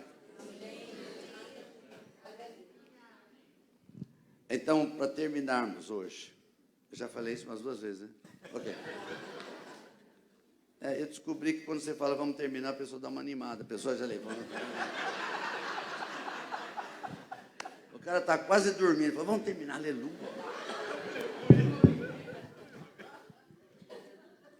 Provérbios capítulo 22, verso 15. Provérbios 22, 15. São mais 3 textos e nós vamos encerrar mesmo, de verdade. A insensatez está ligada ao coração da criança, mas a vara da disciplina a livrará dela. Tem uma outra tradução que fala sobre o que está ligado ao coração da criança. Estultícia. O que é estultícia? A estultícia é a tendência ao pecado. Isso faz parte da natureza nossa. Mesmo quando a gente aceita Jesus, a gente continua com a natureza humana. Então nós temos sempre tendência. Agora, o que quebra a estultícia? O que quebra o desejo da criança pecar? A vara. Alô? Eu vou repetir. A vara. Por que o mundo está tentando impedir os pais de disciplinar os filhos? Pensa comigo, irmão. Quando vem alguma coisa do mundo, tem que ter algo que é contra a Bíblia. Porque se você não disciplinar, eles vão ser jovens totalmente fora da palavra. Então a disciplina começa com criança. Eu não estou falando para ficar batendo na criança toda, não é isso. Porque essa vara também, a explicação dessa vara é a vara de Arão. E a vara de Arão é a vara sacerdotal, está falando de ensino. Porque se você ensinar a criança no caminho que deve andar, não precisa nem bater nele, porque ele começa a entender o caminho. E se ele declarar Jesus, estiver debaixo da cobertura do sangue de Jesus, ele mesmo começa. A minha filha, não era pecado, mas entrou o Espírito nela e falou assim, eu quero pedir perdão do pecado, com 6 aninhos. Quer dizer, é algo que convence as crianças. Então, a vara não pode parar a vara. Né? Tem gente que abusa, né? Não bate com a vara, espanca. Né? Isso também é contrário à palavra. E tem gente, não precisa levantar a mão,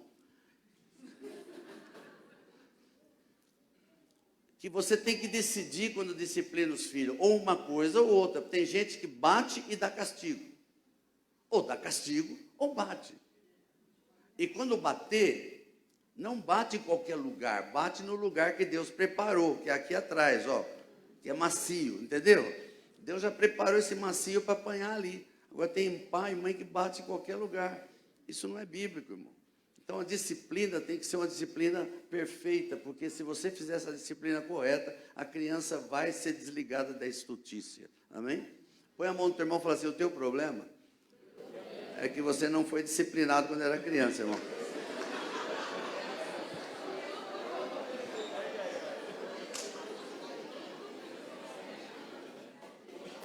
Tem mais um texto aí? Provérbios 22, 6. Instrui o menino em que caminho, ensina a criança no caminho em que deve andar, e ainda quando for velho, não se desviará dele. Irmão, a Bíblia mente? Sim ou não? E tudo que está escrito na Bíblia se cumpre? Sim. Então isso é verdade. A criança pode até, quando ser jovem, dar uma desviada, mas a palavra está no coração dele, um dia ele volta. Eu tenho centenas de testemunhos a respeito disso que volta. Esses dias mesmo eu peguei uma coisa interessante, eu tive que buscar minha neta na escola mais cedo. Eu estava sem carro, porque em casa é assim, todo mundo usa meu carro, menos eu, né? A minha filha estava com o carro dela, meu genro pegou meu carro, né? E eu fiquei sem carro. E aí a minha filha pede para buscar a filha, eu peguei um Uber, né? Eu estou no Uber, estou lá conversando, aí o cara fala assim, um cara tatuado da cabeça aos pés, careca, né? Tinha uma tatuagem horrorosa aqui, falei, meu Deus, o sangue de Jesus tem poder. E aí eu estou lá falando, né, tentando ver se amenizava, ele falou assim, eu conheço essa voz. O senhor é o apóstolo Géser? Eu falei, eu sei. E eu vi o senhor na conferência do Bola de Neve. Eu era motorista do PCC. Meu irmão, esse camarada se converteu. Eu fiquei escutando ele, foi 1 hora ida e volta. Eu escutei todo o testemunho dele e falei, meu Deus, que coisa tremenda. Mas por quê? Porque a mãe dele era crente quando ele era pequeno, ensinou ele. Ele se desviou, foi para o PCC, mas um dia ele falou, não quero mais essa vida para mim, porque o Espírito Santo veio convencer ele. Irmão, pode ser o pior que foi, se ele foi ensinado de criança, não vai esquecer e vai voltar para o Senhor. Deuteronômio 6, de 6 a 9, por favor, é o próximo. Que os mandamentos que hoje te dou estejam sempre na tua memória. Ensina-os continuamente aos teus filhos e repete-os, tanto ao deitar como ao levantar. Quer estejas em casa, quer vás de viagem, deves trazê-los no teu braço como um distintivo, na tua testa como um emblema. Escreve-os nos umbrais da tua casa e em todos os portões. Eu trouxe aqui a revelação mineira. Esse texto é o seguinte, pega a palavra e desce goela abaixo da criança. Porque essa palavra vai ficar lá dentro dela. É igual quando eu explico para os meninos, meninas, adolescentes, quando você estudar para fazer prova. Né? Tem alguém aqui que estuda ainda? Só você? Ah, você também estuda? Só vocês duas? Ah, tem 3, tá, você também estuda. Ah, ok. Você também estuda? Ah, está aparecendo. Ok. Eu digo o seguinte, quando você for fazer a prova, você ora, Senhor, lembra-me de tudo que eu estudei. O Espírito Santo vem aqui, ó, e fica assim, ó, igual no computador. Se ele não acha nada, irmão, ele não vai te lembrar de nada.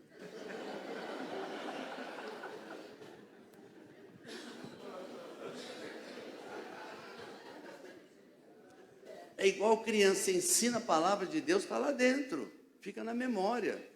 Aí um dia mais velho, está com problema, o Espírito Santo fala, ele lembra da palavra. É isso que está escrito, inculca a palavra. E a última, Provérbios 29, 15, só para terminar. A vara e a repreensão dão sabedoria, mas a criança entregue a si mesma envergonha a sua mãe. O que a psicologia moderna está dizendo? Deixa a criança, ela decide. Ela vai decidir, vai envergonhar a mãe um dia, vai envergonhar o pai, porque a criança tem estutícia, tem que disciplinar. Vocês estão aqui comigo? Amém. Então fique em pé no seu lugar, por favor. Eu só comecei o seminário, viu, gente? Amanhã nós vamos falar sobre os termômetros da criança, os problemas das crianças, quais são as soluções. E com certeza absoluta, eu já estou acostumado, tenho certeza absoluta que quando eu tratar amanhã à tarde dos problemas das crianças, você vai se identificar com muitos dos problemas. Você vai se lembrar que não foi tratado em algumas áreas. E amanhã à tarde me comprometo, no final, a orar por vocês, para que Deus venha trazer cura sobre a sua vida. Isso é normal, porque quando a gente começa a ouvir o que a criança passa, a gente começa a lembrar do que nós passamos, coisas que a gente nem lembrava mais, começa a lembrar. Porque eu creio, né? Não sei, pode ser que aqui em Votuporanga tenha coisas diferentes. A gente não conhece todos os lugares. Pode ser que tenha gente aqui que não foi criança. Então, se você foi criança, com certeza você passou por alguma coisa. Só para vocês terem uma ideiazinha de uma coisinha assim, ó. De uma coisinha, né? Tem pai que tem mania de pegar a criança pequena e jogar para o alto. Né? E a criança, e o pai fala, ela está gostando, está nada, aquilo é medo.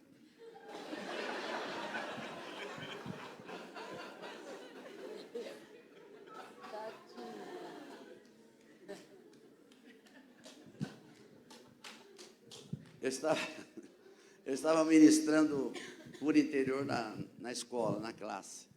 E dei esse exemplo. Meu irmão, Veronese, eu estava ministrando, tinha um senhor, ele pulou lá atrás. Porque isso era um trauma na vida dele. Quando eu falei que jogava para cima, ele se viu de adulto, como criança, sendo jogado para cima. Então, tem muito pai que não tem essa noção. Ele fica feliz.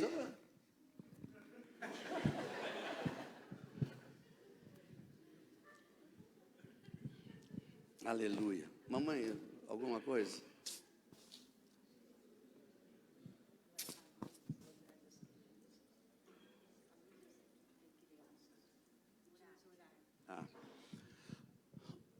Pode subir aqui, meu filho.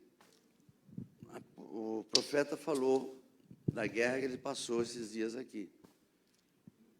Mas eu tenho certeza de uma coisa, senhor, por causa desse seminário. Porque quando você mexe com criança, você mexe no ninho do diabo. É muito sério trabalhar com criança por causa disso. Por isso que você que tem filhos pequenos, hoje, unge eles hoje.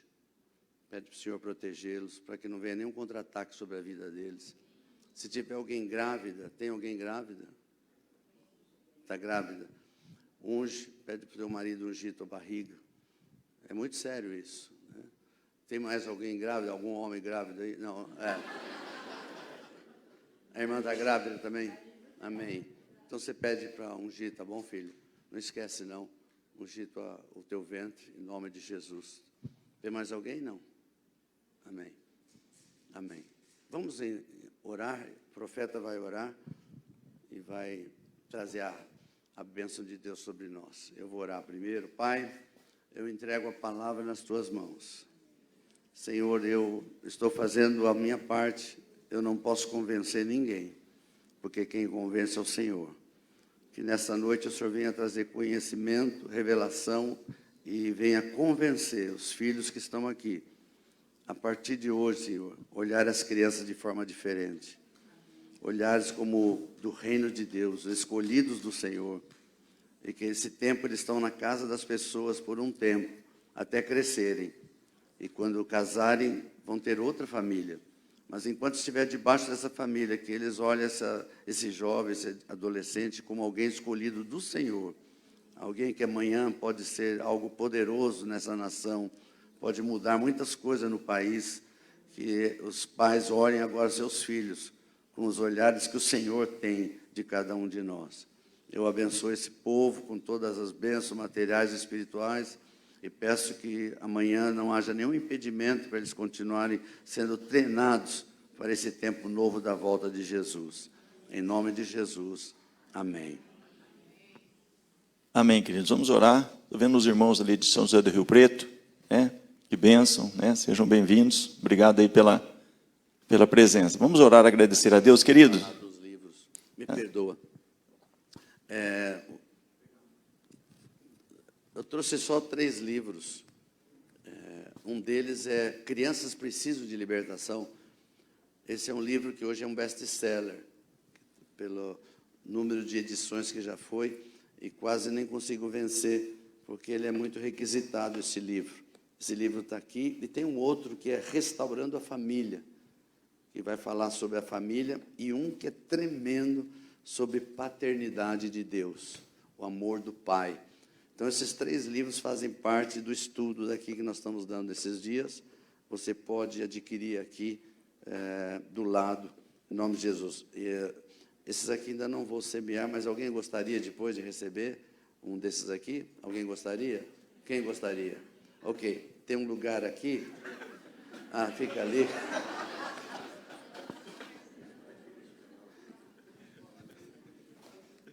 Amém, queridos. Vamos orar então. Amém? Amanhã, 16 horas, né? Esteja aí em oração, nos ajude em oração também. Já tem sido bênção, eu tenho certeza que Deus vai fazer uma obra linda aí. Vamos ter muitos testemunhos aí de milagres, de cura. Você crê assim? Vamos orar. Pai, te damos graças, tributamos o louvor devido ao teu nome, a glória que somente a ti, Senhor Deus, ó Pai querido, é tributada nesse lugar. Obrigado por todo o ensinamento, obrigado, Pai, por todo o teu trabalhar aqui nesses dias. Temos certeza que o Senhor iniciou uma obra hoje e o Senhor é fiel para completá-la até o final desse seminário. Nos dê a paz, nos dê um descanso, nos leva em paz para os nossos lares e que amanhã possamos voltar aqui, Papai amado, com os nossos corações abertos para receber mais da tua palavra. Fica conosco, nos abençoa, é a nossa oração no nome de Jesus. Amém, querido? Vão em paz e que o Senhor vos abençoe.